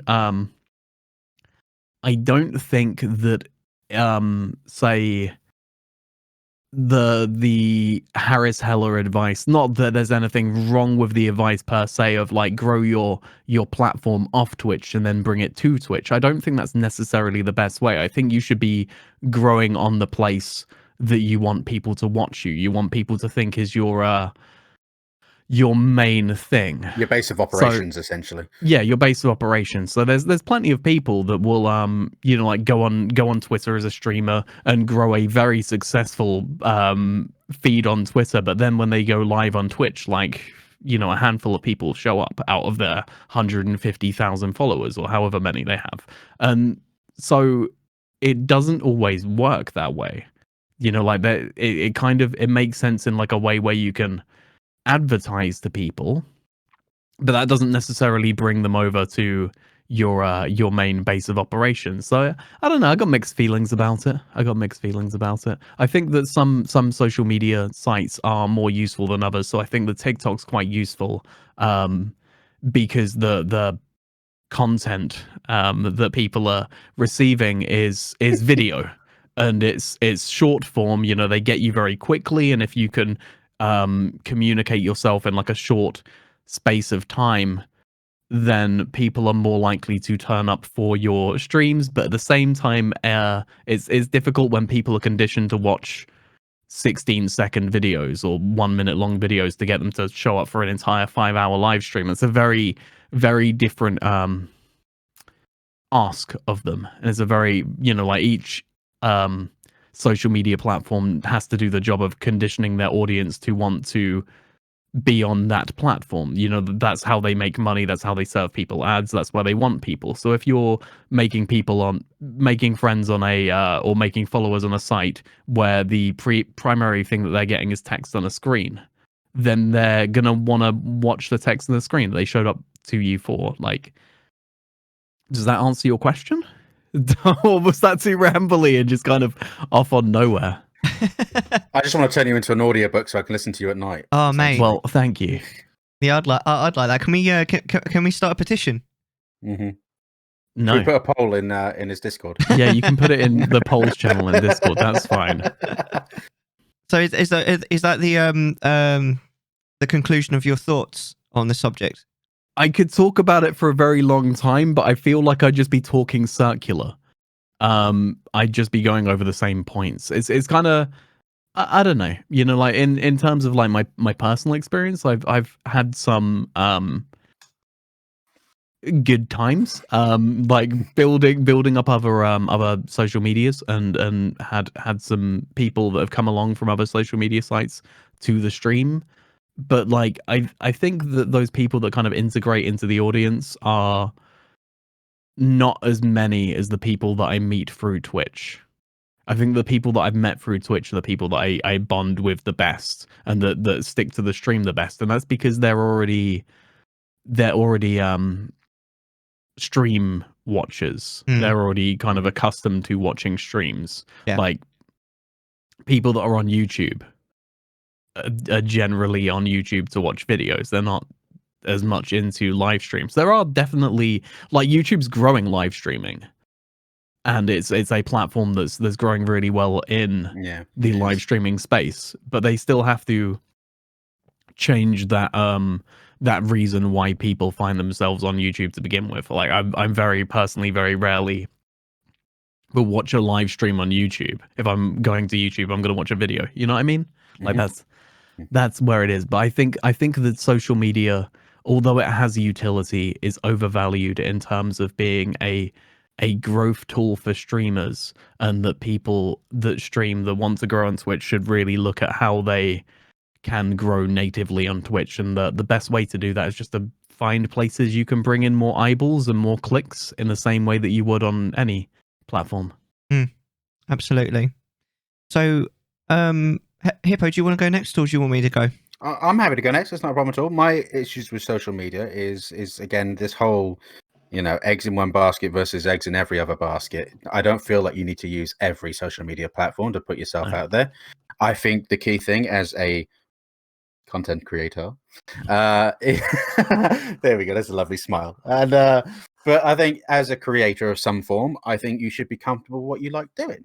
You know, I didn't start on Twitch. I started on YouTube. I started making World of Warcraft videos about lore and my funny bits of like random trivia and stuff like that. That's how I started off. And then I thought I'll give Twitch a go for one reason or another. And I quite enjoyed the live form content, because as much as I enjoy writing scripts and editing and putting in my quips and thinking about my jokes, I also quite enjoy being the banterous bastard that I am. So sorry, I don't have a beat button either, so I apologize. So yeah. But I do Twitch for my live stuff, and it's my way to vent and hang out with my friends live. I consider Twitch for me to be my Skype call, but I can't see anyone else because they're too afraid to put their camera on mode, is how I've always treated it. You know, my friends come in, they chat, I ask how their day is and all that kind of stuff. And it's a nice chill vibe for me. My YouTube, which I'm now revitalizing with a new channel, I'm doing my Let's Play series where I'm thinking about things, and it gives me, to be fair, doing editing is my therapy. I really love it. It's so calming for me. I thoroughly enjoy the reward from finally figuring out what clip bit goes here and this goes whoosh, and I make a whooshy noise, and I was like, yeah, I did this thing. It's pretty, you know. But then I predominantly also I got Instagram, because this is your bedroom. I can see that, you cheeky git.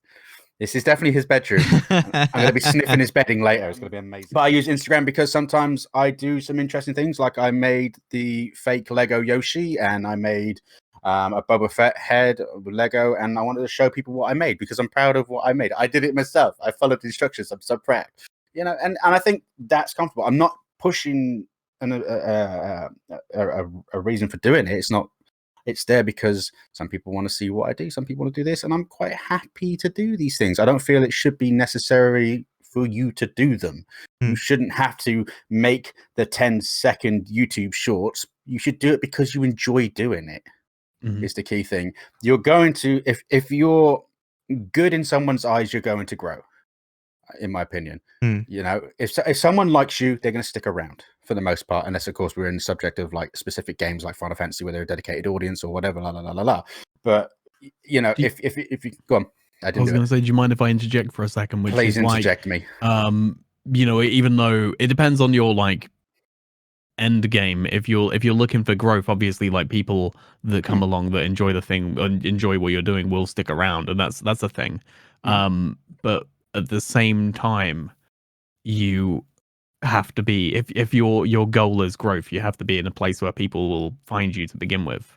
Yeah, And there are, you know, like even if you do what you want, there are some people that will be doing what they love on Twitch but never grow, even if they're the most interesting person, because they don't get those clicks to begin with. Like, that's true. you know, the clicks drive the traffic. So Yeah, that's very true. But I still don't think that writing a tweet and hashtagging a random game is going to help for me. oh yeah, for sure. You know, I don't find writing a Facebook page and getting people to follow my Facebook page, because I have I've got about just under 600 followers on my Facebook page from when I used to be a meme creator, because I was that kind of kid. Badass, yeah. I went viral once. Yeah, Nice. but I'm not. You know, I wasn't a creator of the week, but you know, it'll do. But you know, I don't think you should necessarily force yourself to do these things. I don't think those kind of social medias are epic. And he's vanished on me. Come back to me, darling. Thank you. Hello, welcome back to the room. Wait, Wingardium Leviosa, how- swish and oh, flick. I know how you. No, yeah, I know how you did that. Sorry. Yeah. I didn't do How the anything. hell did you do that? But no, it makes sense. Sorry. Hold on. But the problem is you could be doing the greatest thing on Twitch and not be found. You could do the same with YouTube, or you could do both and stretch yourself out and still not find anything. I think it's mainly luck more than anything else. What are you doing? Don't worry. Don't look at what I'm doing. Editing my room? Don't even Pay no don't even attention. look at what I'm Editing doing. No. You Pay you no do what attention you're to the man doing. I'm behind the just I just need to do something, right? There. That's I can what do I that just. now if you want. I can do it. No, manually. you can't do that. Only I can do that. It's Giolita said who can tilt the most pictures on their real wall. Well, clearly me. Look.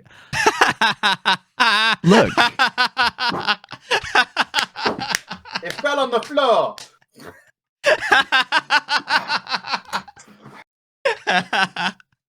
Boom, bitch. I've got to try and get that back up now at some point. That's what she said. Actually, I think I can one up it What some have we more. Hold on. become? I'll be back. No, just leave it there. That's so funny. Oh my god. I can't deal with this pressure. I'm off. No, I'm not. I was about to walk off then, but I realized that if I want to walk off the screen in like the way that makes sense, I'd walk straight into a wall. Like it wouldn't work. Peanut butter brilliant. cups. That's going to be like no continuity to the YouTube video. Oh god. Sorry, go on Hippo. Try and pick up from where you left off if you can. So I was 12 years old. Do you know, I only got this for a tenner. Someone decided to sell it because he made it for his wife and then got divorced, and he's like, I hate her, so I'm selling it. So I got it for a tenner. Oh wow. Just This is surprisingly like the one that's in my room. Oh, bless it. You're so adorable. I don't know. Anyway, social media bad, but I think it's the luck of the draw and getting the right times. Ultimately, I think it's difficult to grow on any content and on any platform. It really is. And I just feel like sometimes it's a lot of people are given the impression that you should do every platform. And I was under that illusion for a little while with the old Twitters and all that kind of stuff. And I realized I hated it. I don't know if you've noticed about me, but I like to talk a lot, and I feel like 140 characters is not enough. Yeah. And it's also like I think with Twitter there's a huge amount of social pressure on Twitter specifically, like more than most other platforms. Like there's a lot of either like people dogpiling people, or there's like Twitter forces people into their little bubbles. Like you end up on streamer Twitter, or you end up in this like part of Twitter that specifically only ends up with your own kind of views, or your own interests pushed back at you constantly. Like there's less like diversity of I don't want to say content because I keep saying content. There's less like different opinions and different things going on, and it's very it feels very not good to me. It feels very toxic. Like whenever I'm on Twitter, it just feels like like the Stepford Wives of social media. Like you just go in and everything's just kind of like the same things being repeated and the same subjects, the same topics of conversation, and they're often like only tackled from one angle or tackled in a certain way, and I'm just like, it's just weird. It's just weird to me. It is hard to pop your own Twitter bubble, and I find that less on, I mean, like TikTok has its problems, but TikTok, when it comes to like the For You page and stuff like that, it kind of serves you stuff that you like, but it will constantly like prod you with different things, and it will, like it's in its best interest to show you all kinds of stuff. Twitter doesn't really do that as much. I don't necessarily think it should. I just don't really see a world where Twitter is ever going to be a good thing. I think that like it makes less people happy and makes less people like genuinely entertained as other places. Like whenever you see like Twitter gets marketed or gets talked about in a way of it being like doom scrolling. Like people will just scroll through like bad news after bad news after, like someone having a bad time with something, or someone said something that we don't agree with, or however, and I'm not trying to make like a value judgment from that, but it's often like a negative interaction with Twitter that keeps people on it. I don't think that's a good thing. I don't think it's good for people. I think that, like it does depend on how you interact with it. And if you're putting out positive things, then, like people will that are attracted to that will stick with it. But I think that the way that it conditions people not to do that. If it didn't do that way, then it wouldn't be the way that most people see it.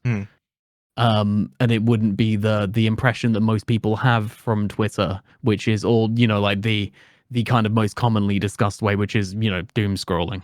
Yeah. Which is not a happy thing. It's not a nice thing. We need less of that. Doom scrolling sounds quite similar. I've never actually heard that term before myself, but it sounds quite similar to the reason why I avoid the news like the plague. Yeah. I refuse to watch the news because it's just bad. It's bad news. It's always bad news. Like to the degree where like you end up, you finish watching how long's the news normally on for? About 40 minutes. You're just depressed, man. Because there's never any good news. Most of it is completely irrelevant to me anyway. Oh, this person was murdered. I mean, that's horrible. But I didn't know them. And yeah, I feel you. It's to the point where I think in my early 20s I was like, I'm not watching it anymore, and I've still kept to it. I never watched the news. And I think that's quite similar to what you're talking about there, kind of doom scrolling. It's all just doom and gloom, and just people not really being that nice to each other quite a lot of the time. Yeah. Sorry, I didn't mean to interrupt you again, but what I was going to say is the other thing is like the way that bubbles work is say if you're a streamer on streamer TikTok, then most of the people that you're talking to are other streamers, and other streamers aren't as much interested in being in other people's streams as they are as promoting their own stream or like making their stream better or what have you. Like most people that view Twitch streams that are watchers of Twitch aren't on Twitter as much as they are on Twitter to keep up with those particular celebrities that they're already engaged with. So you aren't likely to find like the wider Twitch audience through Twitter. You might find a specific video game audience or something like that. So say if you're like, really into doing Call of Duty, then you can kind of engage with the Call of Duty community that are also open to watching Twitch streams sometimes by looking to talk to those people. And as Handy said in chat, like you can find like indie games and stuff like that for it, and that's cool. But yeah, you are generally, if you're looking at a thing, you're looking at an industry. So if you're looking at game dev Twitter, you're talking to game devs. If you're looking at streamer Twitter, that's mostly streamers, and it's mostly streamers talking to each other, just trying to promote themselves. And it's not the best way to spend your time if you're looking to like grow your audience. Yeah. I mean, There isn't viewer Twitter, Andy. It doesn't exist. You know, like it's not a thing. Like it'd be there kind of may nice be if there was, though, wouldn't it? there's like Co-Carnage's viewer Twitter, or there's like Forzen's viewer Twitter, or like someone that's, or like XQC or someone like that. But they're specific people that are the audience of the streamer already, and you would have a much better time trying to make friends with that streamer somehow in their chats. If that was what you were looking to do, not going in there and being like, oh, you know, I stream, watch me. But if you start talking to people in chat, then some people are likely to actually check you out and check your profile out. You're more likely to find people do that in a streamer's chat than you are on Twitter, for the most part, I would say.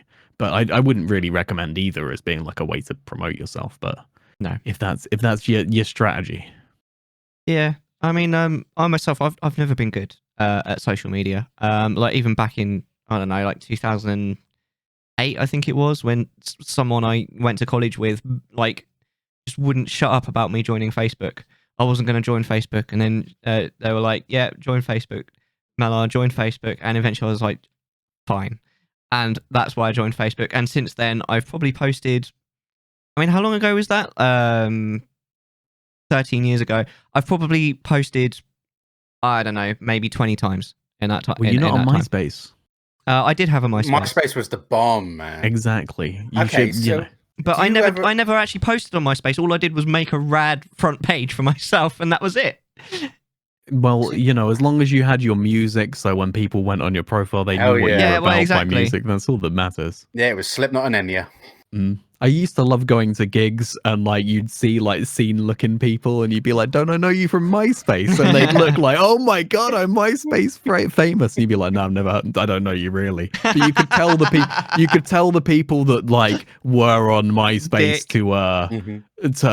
to be seen. You know, like they had like the scene haircut, or they you know like dressed in such a way. I really miss the old MySpace days. That and having an Angel Fire kind of website as well was another thing for me. Angel Fire, I've never even heard of that one. I can Angel go one step. Fire was like a. Oh, sorry.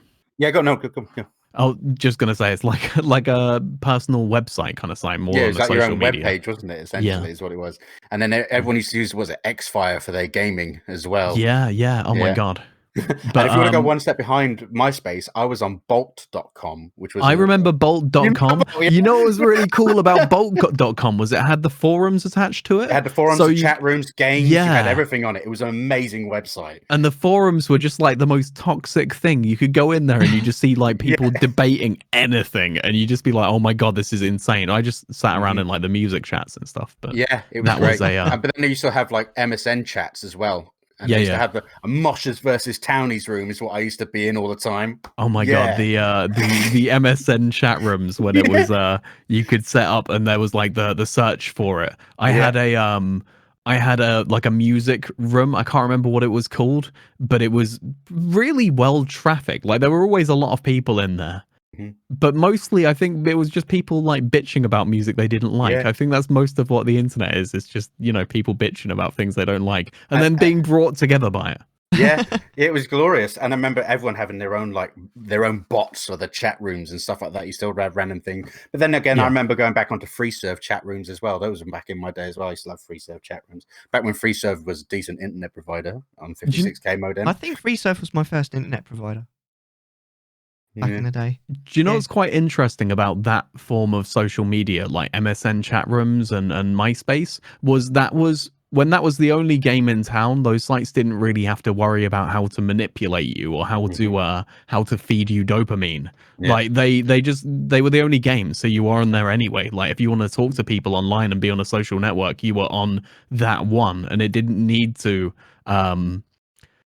do anything to keep you there. You were just there. Mm. But now, Yeah. like, these sites have so much competition there, and they have so much invested in psychology and how to make their audience either more likely to click on their ads or more likely to spend time scrolling their site. Everything has to be just so, and everything has to be in the same way that when you go in a supermarket, everything's placed in a certain way, so you're more likely to buy it. And there's just like all kinds of tricks to keep you on there. This was before they needed to trick us to keep us on there. We were just on there because it was fun.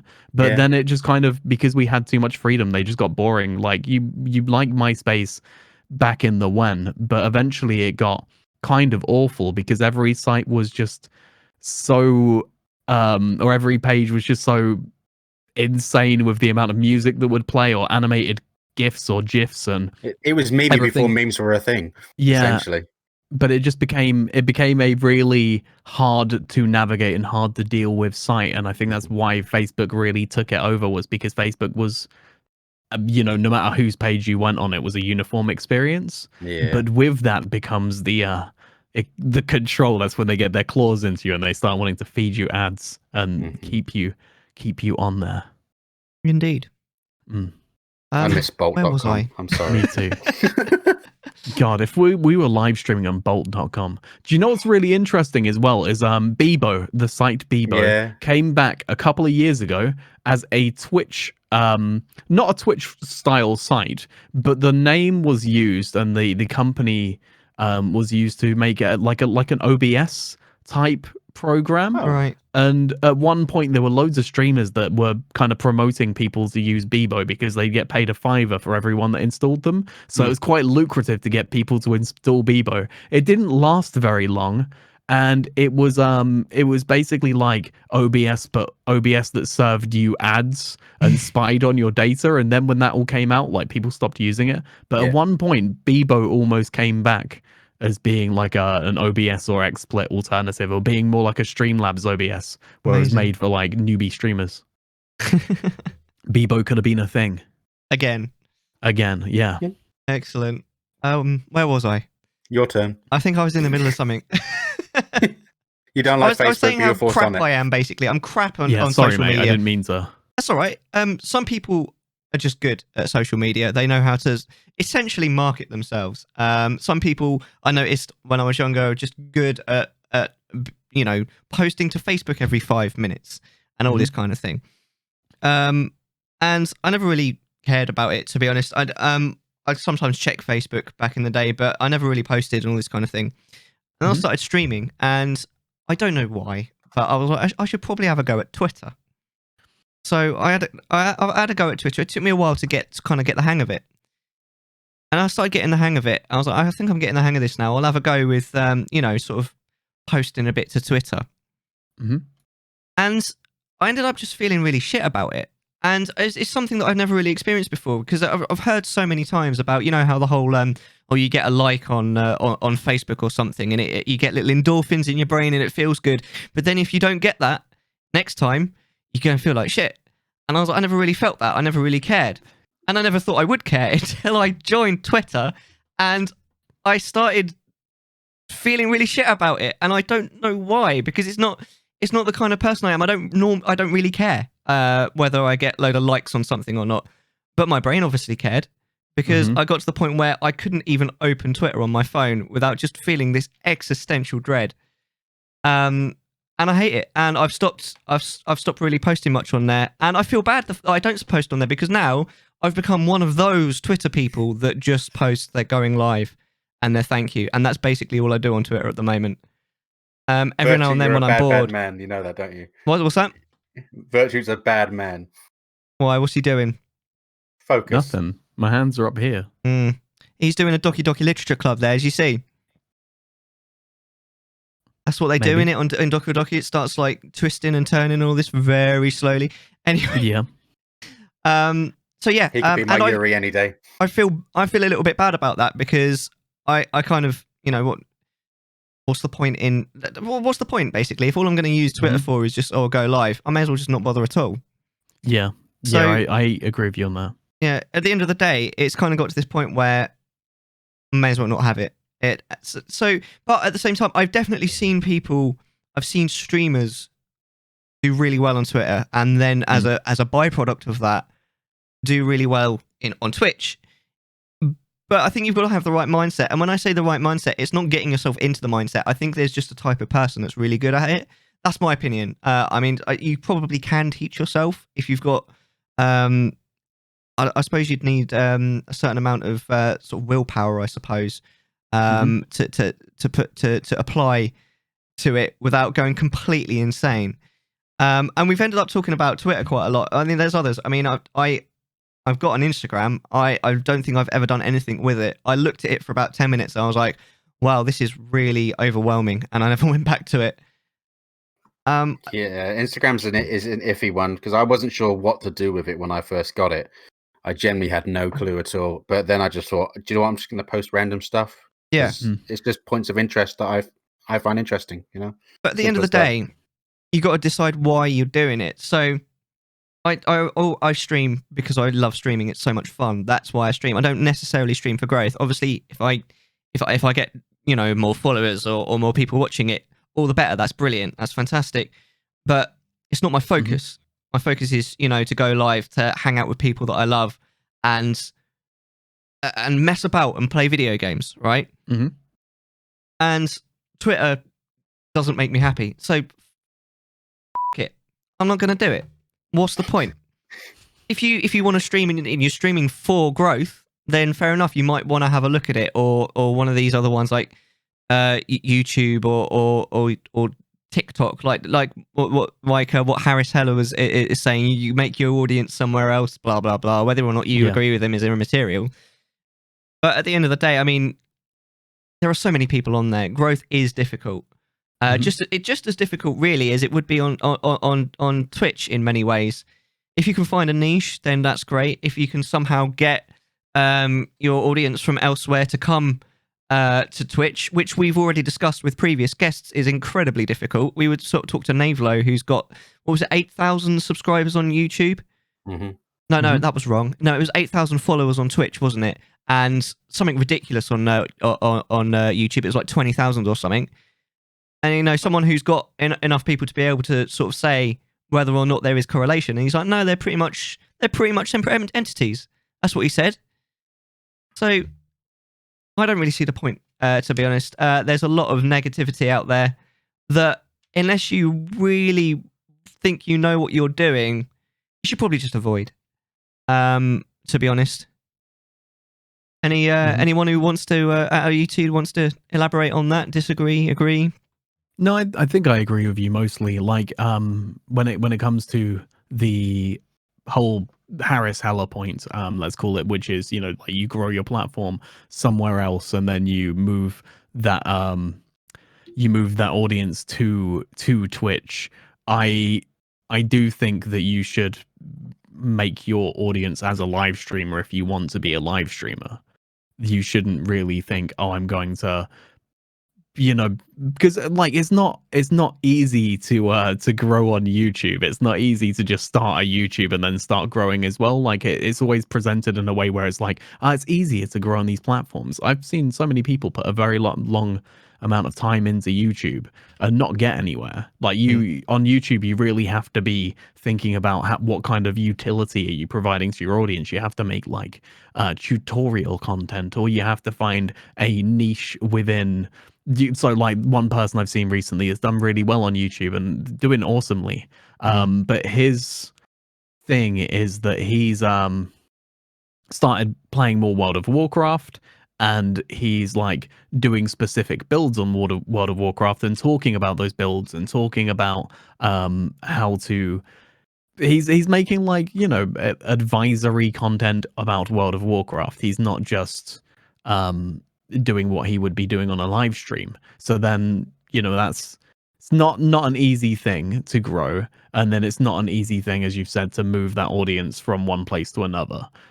But at the same time, I mean, Harris, he, not to talk about him specifically too much, but he had a lot of trouble growing on Twitch until he started making advice content about streaming on YouTube, and then moved more people over to his Twitch because he became like an advice guy, and that obviously worked for him. But I think that he applies his experience to other people and thinks this is going to work for everyone, and then you end up with like a lot of people that dogmatically defend that position. They'll be like, no, there's no discoverability on Twitch because there's no algorithm. And it's like, do you even know what an algorithm is? Do you know what, like, are you just repeating those phrases? Obviously there is discoverability on Twitch because you can click on the main page and it'll bring up streamers that you've never seen before, and there are streamers that get promoted.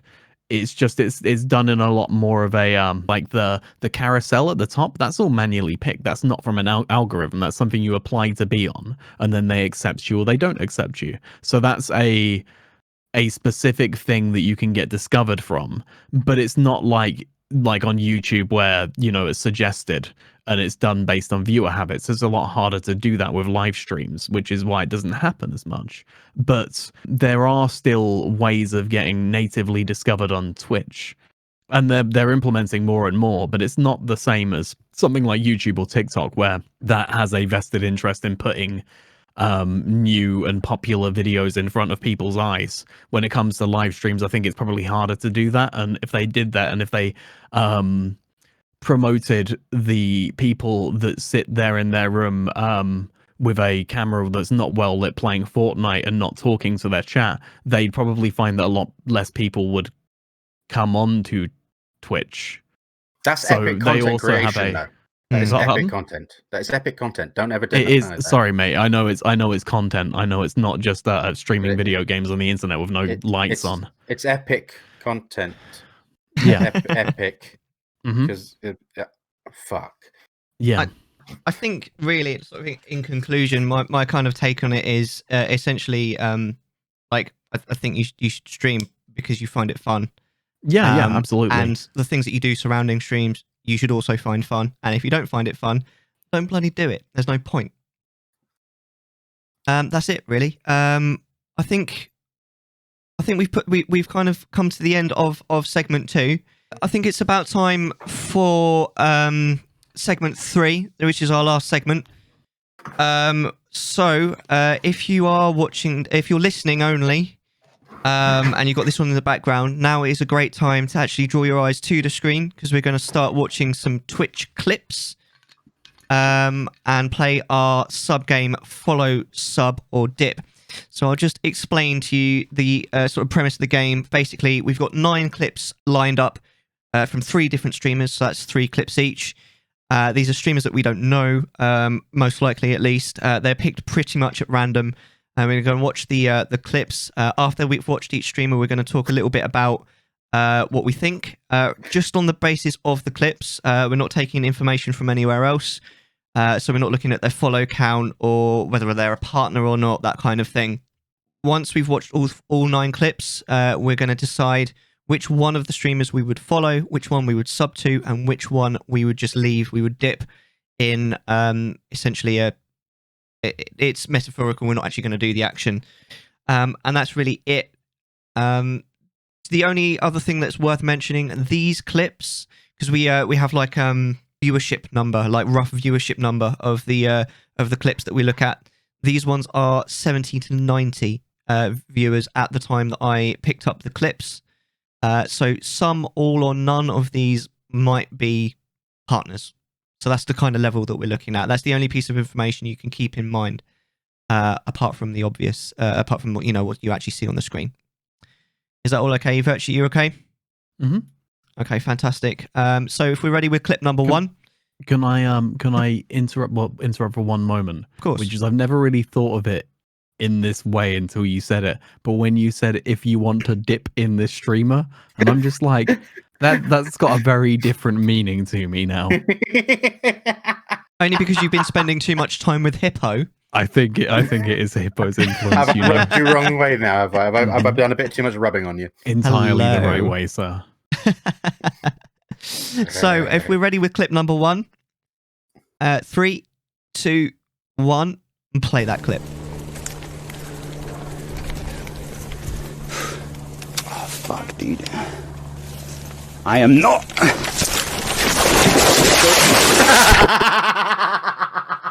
Whoops.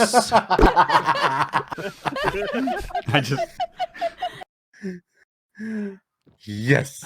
What happened at the end there? Hold on. He was watching himself. Hold on. It looks like it. I think it skipped to another clip then. Maybe. I am No, not. I don't think so. No, it's the same. It's the same. Yeah. Maybe it's just something that happened previously on his Oh, stream. he must have been Like- watching it back. Right, yeah, no, you're right. That is the same clip. That's really Yeah. weird. Okay, Like so... when you'd watch who watch his Lolhohu. his biker escapades. Please Yeah, can I watch that again, sir? I don't like the idea of falling in. I mean, it looks like a canal. Oh, no, it's just a river. It does not look nice, though, does it? Oh, my God.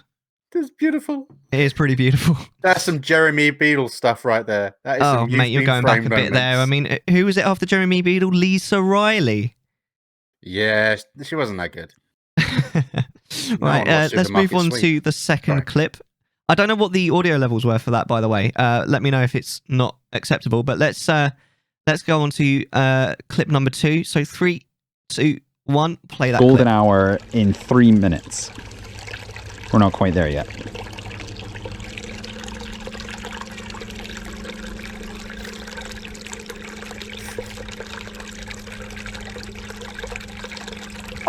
Yeah, that's fun.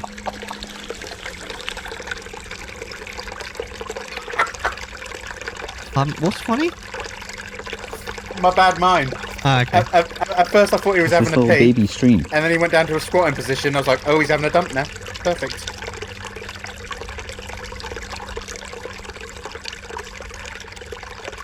The anticipation. Oh.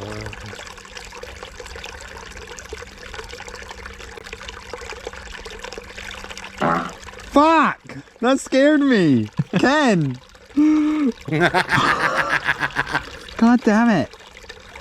Trying to.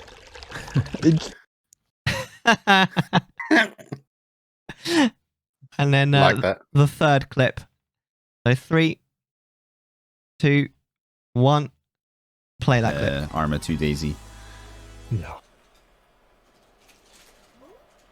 But then for me, Virtue, he has your coming crown. from Xbox Live, nothing feels like Halo 2 on XBL. The week.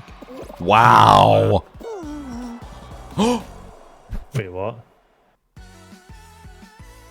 Dude, he was so fast, I didn't even see him. Oh, is it a hacker?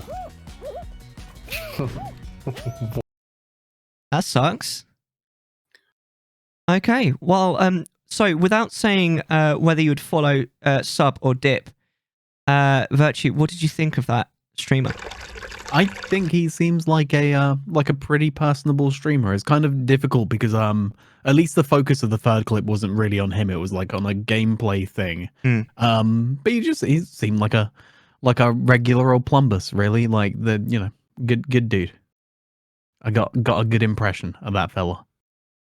Yeah, you got anything more? I than think that? so. Like I like streamers that stream their cycling. Yeah. Or they're out and about kind of stuff. I just think there's something nice about it. So Yeah, I can agree with that Mm. for sure. What about you, Hippo? What do you think? I personally admire people who do outdoor streaming, not to the extent of being obnoxious assholes, but just generally just enjoying countryside and doing the recording or live stream stuff like that. It's something I would always love to do. However, I don't like the outside or people, so that doesn't help. But no, I think he seems like a pretty sound guy for the most part. He's just he likes to swear, so that's in my book straight away. I like that. I don't know Fall Guys game, but looks like he seems to be a bit of a variety, more so than I'll ever be. So with his cycling and swimming and farting, it's good stuff. And squatting, he squatted good, squatted like a pro. Yeah, I thought the fart clip would have actually not been like a sound clip. I thought it would have been the streamer farting yeah, Yeah, because of the title. So I was a little bit let down, really. yeah, a little bit. Hmm. Yeah, no, I kind of pretty much agree with you. Like, there's really nothing wrong with these clips. I do quite like the fact that he does a bit of both, which is nice. A little bit of outdoor, a little bit of indoor. Playing video games, all that kind of thing. It looks like his indoor setup is pretty nice, just from the what we Yeah. can see on the screen there. I did think that the whole ASMR thing went on for a little bit too long. I was kind of being like, yeah, come on, move on, kind of thing. But that's I mean, maybe some of his stream would have liked that. He's a little bit Floki-esque as well from Vikings, with his beard and slightly, receding hairstyle. He reminds me of someone I used to work with. Yeah. All right. Shall we move on then to clip number 4? Yes. 3, Sure. 2, 1. Play that. Tell her that I'm feeling bad, and just hold it in. Let's hold it in so that she's not sad all the fucking time. All right, because if I'm sad, then she's gonna feel bad, and if she feels bad, then I'm gonna feel bad worse because she's feeling bad and then I'm feeling bad and then we're both depressed. And it's just bad. It's bad for everybody. So I was just like, you know what? Dial. Cool. We'll move then on to the next clip. Clip number 5. 3, 2, 1. Play that. What do clip. I look like?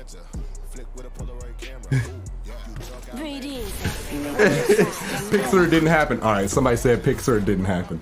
All right. Hold up. Look at. Let's get these high quality shoulder pics. Segi VA high quality shoulder pics. But you see, that's my shoulder. That's a full shoulder, and it's dislocated. That's my bone. Oh. Look at that. I can just stick my finger in there. Oh. Awesome. Oh. The pop back in. That is awesome. No, my. I mean, some people just have party tricks, right? Oof. That is incredible. Okay. Clip number 6. 3, 2, 1. And play that clip.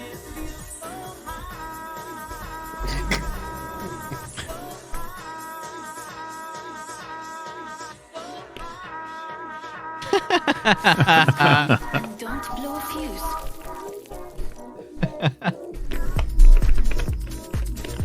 All right, pal. Let's go change life. Today is not gonna be easy.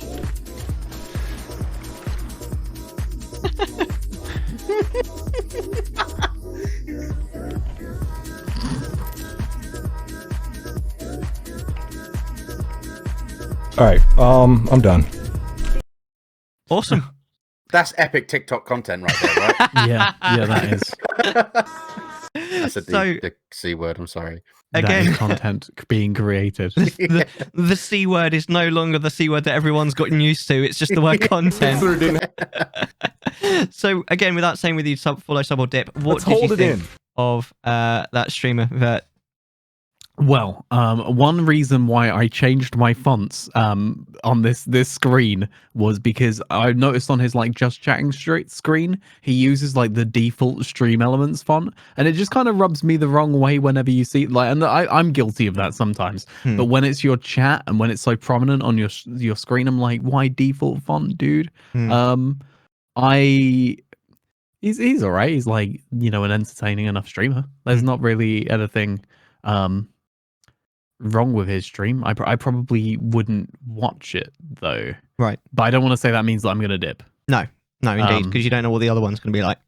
No, but I mean, it's kind of content being created, you know? Yeah, for sure. So what about you, Hippo? What do you reckon? I like his spontaneity. Mm. He just seems to go with the flow, pop a shoulder out when he needs to, that kind of thing. I kind of like people that can be just rolling off of it and just go with it, instead of being structured. I mean, I envy people who can be structured because I'm not a structured kind of guy. But no, he just seems like a laugh. He seems to be interactive with his channel as well, which is nice. You know, while playing shooty games like Apex, apparently. Yeah. So that's cool. Yeah. That's cool. He's overall seems like a good vibes guy. For sure, he's got a really nice energy, which I quite appreciate. I like the fact that, in the first clip, he's kind of getting a bit real, and in the third clip, he's fucking around. Yeah. He seems to have a decent amount of range. I'm definitely with Virtue. I don't like the chat just plopped on there it really doesn't look very nice, if I'm honest with you. And it's actually quite hard to read because it's over the microphone, which is quite a light color. It could definitely there's definitely something he could do with that would make it way better. Even on the second clip, I like the fact that he's in between games, so he's done that thing, and I actually quite like this. It's quite a little thing, but I like it when you're in between games. You be the big thing, and then the game's the little thing. I think that's quite a good way of having it, so it's still there, and people can still see something's happening. Yeah. But it's very in the background. It's but quite even then, common with multiplayer streamers, I find, Yeah. because they they have those periods where they're lobbying or they're waiting for their drop in Apex or whatever, so they've got the reason to kind of switch between big and little. Exactly, and I really like that kind of paradigm. I think it works really well. But even on that screen, the chat I don't think, in my opinion, it does not look very nice. I think it even looks if it quite just low puts effort. a little bit of like a background shadowing effect, like you have with like the chat box as such, would kind of help a little bit on that one. But Can I just quickly show you something? Look at my camera for a moment, because I have a part of his video paused, and it's paused on such a frame. Look at this. Look at that face. Like he's kind of almost doing like the like narrow eyes biting bottom lip thing. but not. This is like he's close to climax, I think, and I respect that. So let's move on to clip number 7. Are we ready? Yes. Yeah. 3, 2, 1. Play that clip. Thoughtful for your community. I was always wondering how by the time I showed up, there'd be like 7 gas cans by the thing. Wow, you guys move really fast. You guys are like so fast. Yeah. Yo, Dave! Let's go! Dave got it with a tier 1 for 18 months. Dave, how are you? Let's get some hearts. Hype in chat for an OG. Dave, how have you been? Thank you so much for that tier 1. I appreciate you so much. Those are so stinking cute. I want to do. What, I was having a stroke for a second there. All right. Audio was a little bit weird in that clip. Sorry, that really confused me for a few moments. Right. Clip number 8. Are we ready? 3, 2, 1, and play that clip.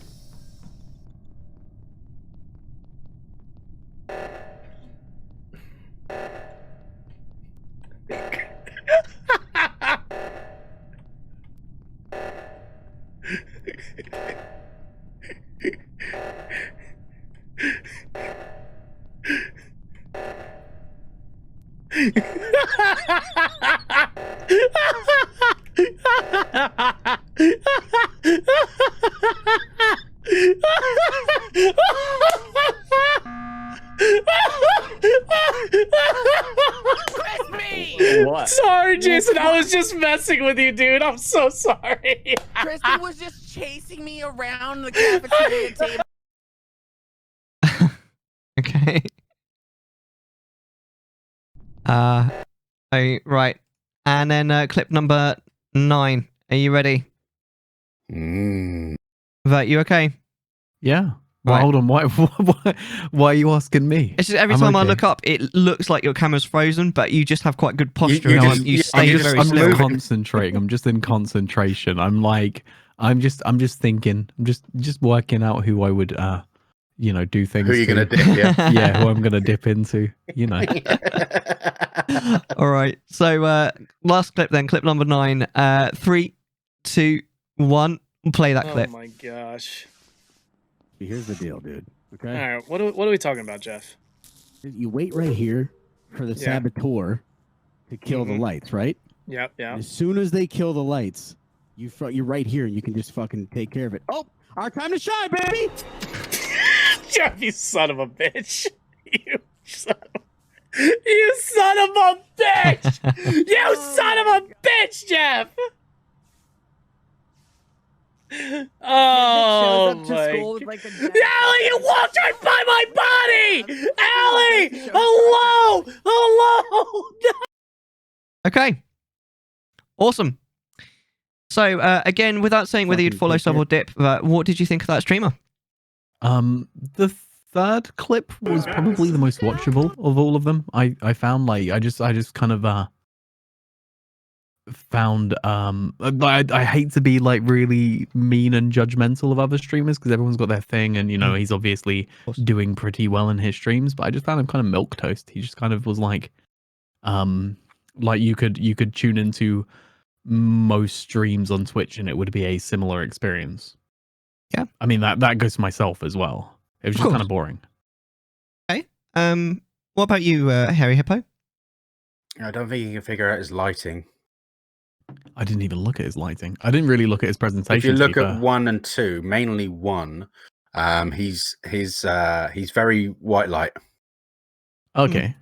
And for someone that I didn't realize was the size he was, because I wasn't paying attention to that till at least got to clip 3, I was like, you kind of would have figured that out by now, I'd have thought. Unless it's an old clip, I don't know, but I don't. And yeah. The third one was enjoyable to watch because I quite enjoyed the backstabbery, figuratively and literally. But I don't know why he's.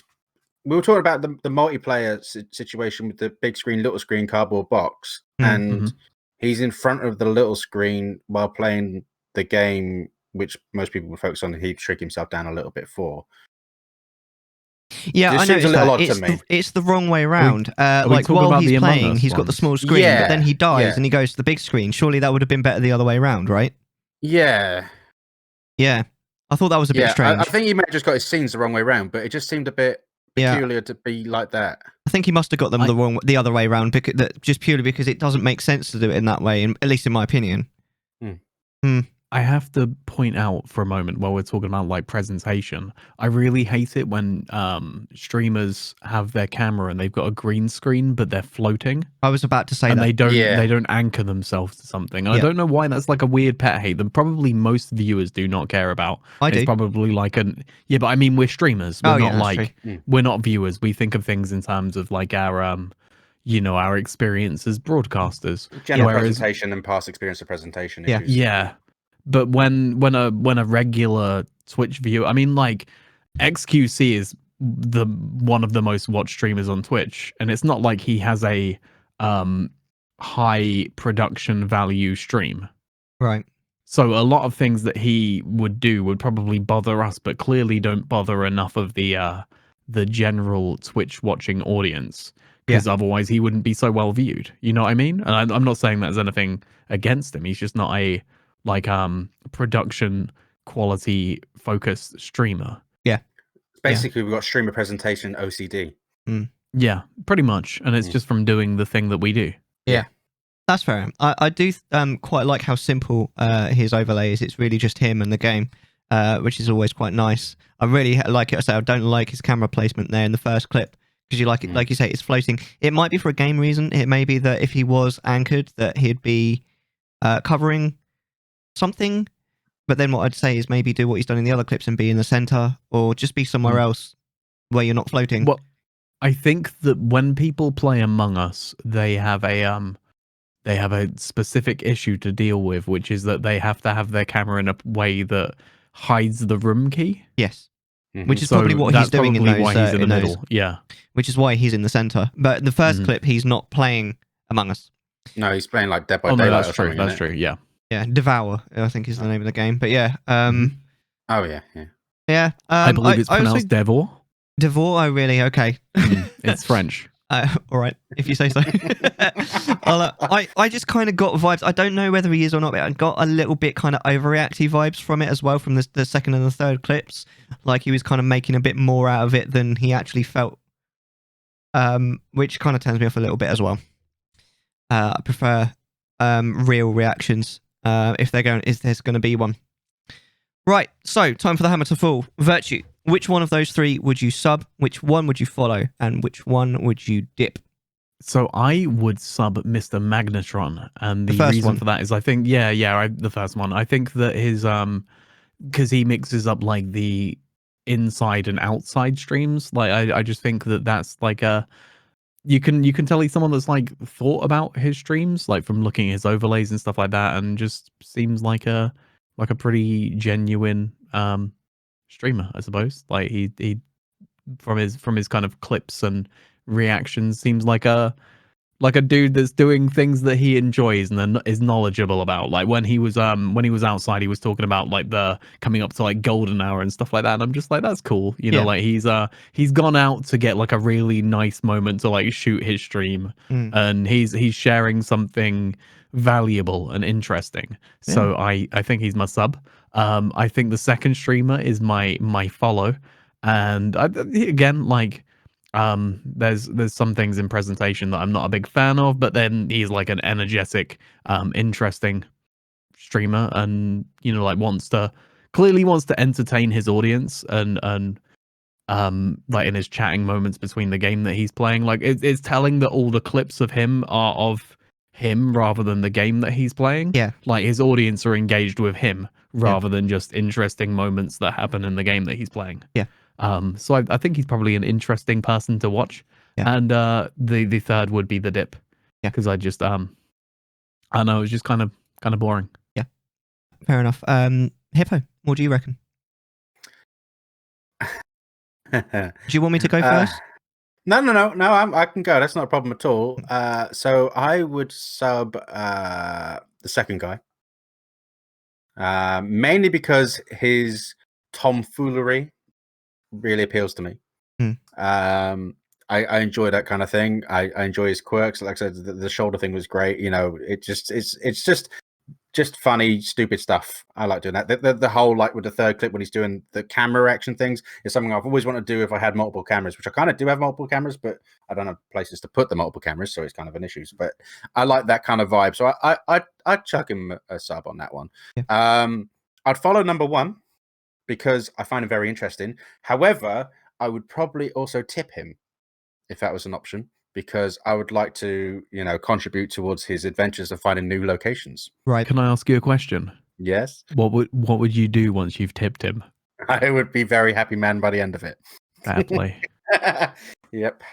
But I would follow him just to see where he goes next. I think for me, subbing's a bit of a weird one. As much as I find subbing is supporting a friend, is how I use my subs. You know, I sub Mellar because I love him to bits. I sub Vert because I love Vert because he's sexy. You know, stuff like that. But like, I will automatically follow them anyway. But I would definitely follow someone and tip occasionally if there's something that they're doing that's genuinely interesting, or if they're doing something that's like a project that they're aiming for, or something like that. And that guy seems more like he's aiming to get those vistas and those moments, and sometimes maybe he might be funded to go do the other things. Like I was lucky one stage to be gifted a very nice tip to be able to go to the States, which was a very rare occasion for anyone in the streaming community for that to happen. And, you know, but I got to vlog it and they really enjoyed me vlogging it and all these different things. And it got me to pursue something I've always wanted to do, which is like an adventure tourism style vlog for a week I was awesome. there. You know, and I feel like he's the same kind of guy that would do that kind of thing. Like if he may have like a project goal where he'd like, this is where I'm going to go to, like somewhere nice, and we're going to do this, and I'm going to cycle around here and fall in that river. You know, he seems like that kind of guy, and I'd like to say, yeah, have a fiver, but I would definitely follow him just to see where he goes. But I definitely dip last guy. He's just he feels, it sounds so wrong, and I do apologize profusely, very generic. Yes, he feels generic. Fair enough. He seems like a nice guy, don't get me wrong. And he's obviously, there are certain moments where he seems to be. Actually, I don't think there was any moments where I saw him really interacting with his chat, other than when the Davey guy subbed to him in the first clip. But like, he just seems very samey. There's just nothing great there. The presentation OCD is coming in a little bit more, whereas the other two didn't have a presentation OCD issue for me. So you know, So that's. Will say about the third streamer is the third streamer also uses default fonts, and like, you know, that's burn the fonts to the ground. I mean, it's something that I fall into constantly, but it's such a like easy thing to change up that makes such a difference. Yeah, fair enough. All right, well, I agree with Hippo. I would sub to the second guy. I really like his energy, and he just seems like an interesting person that's a laugh to hang out with. From the clips, my only sort of concern would be like whatever game he actually ends up playing, because obviously he's playing Apex there, which isn't really my favorite game to watch, if I'm honest. but the whole point of the game is to do it on the on the merits of the clips, and on the merits of those clips, he gets my sub every single time out of those 9 clips that we watched, because his 3 were really interesting and funny. The follow goes to the first guy.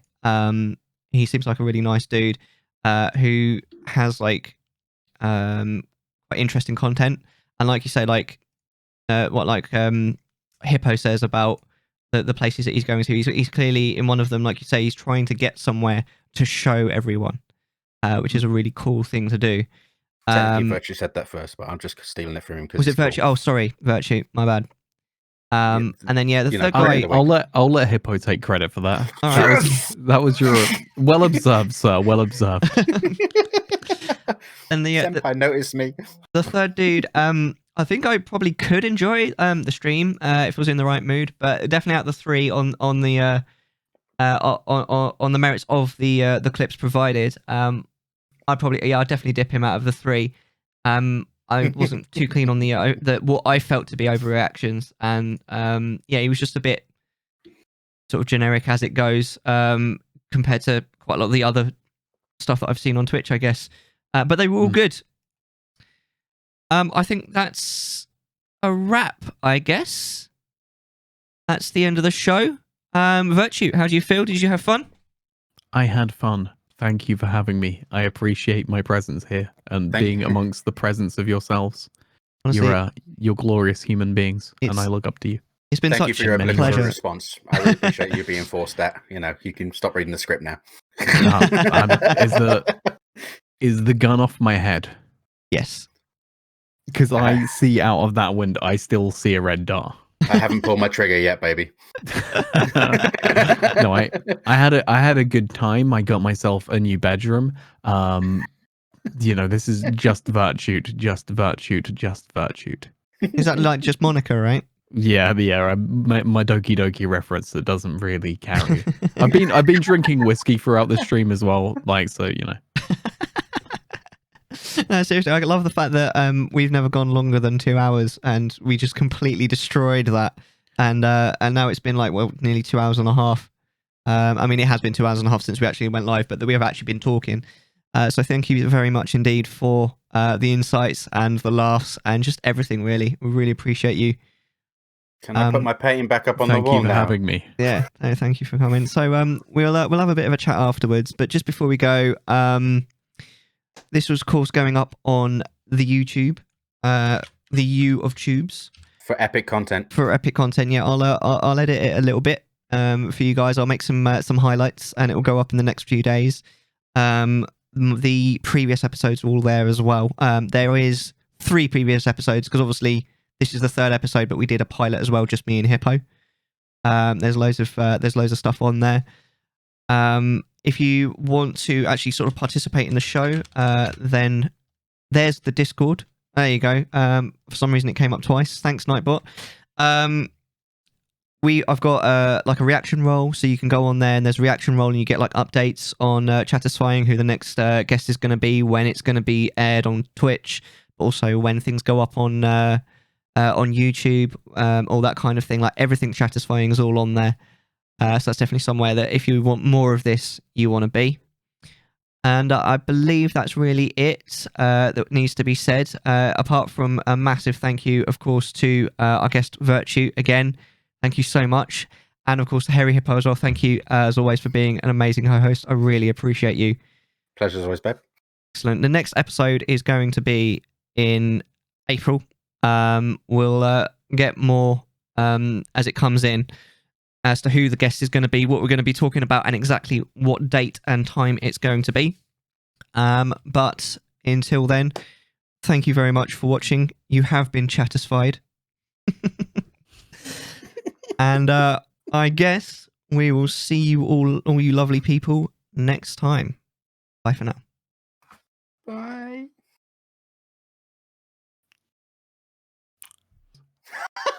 Chattisfying.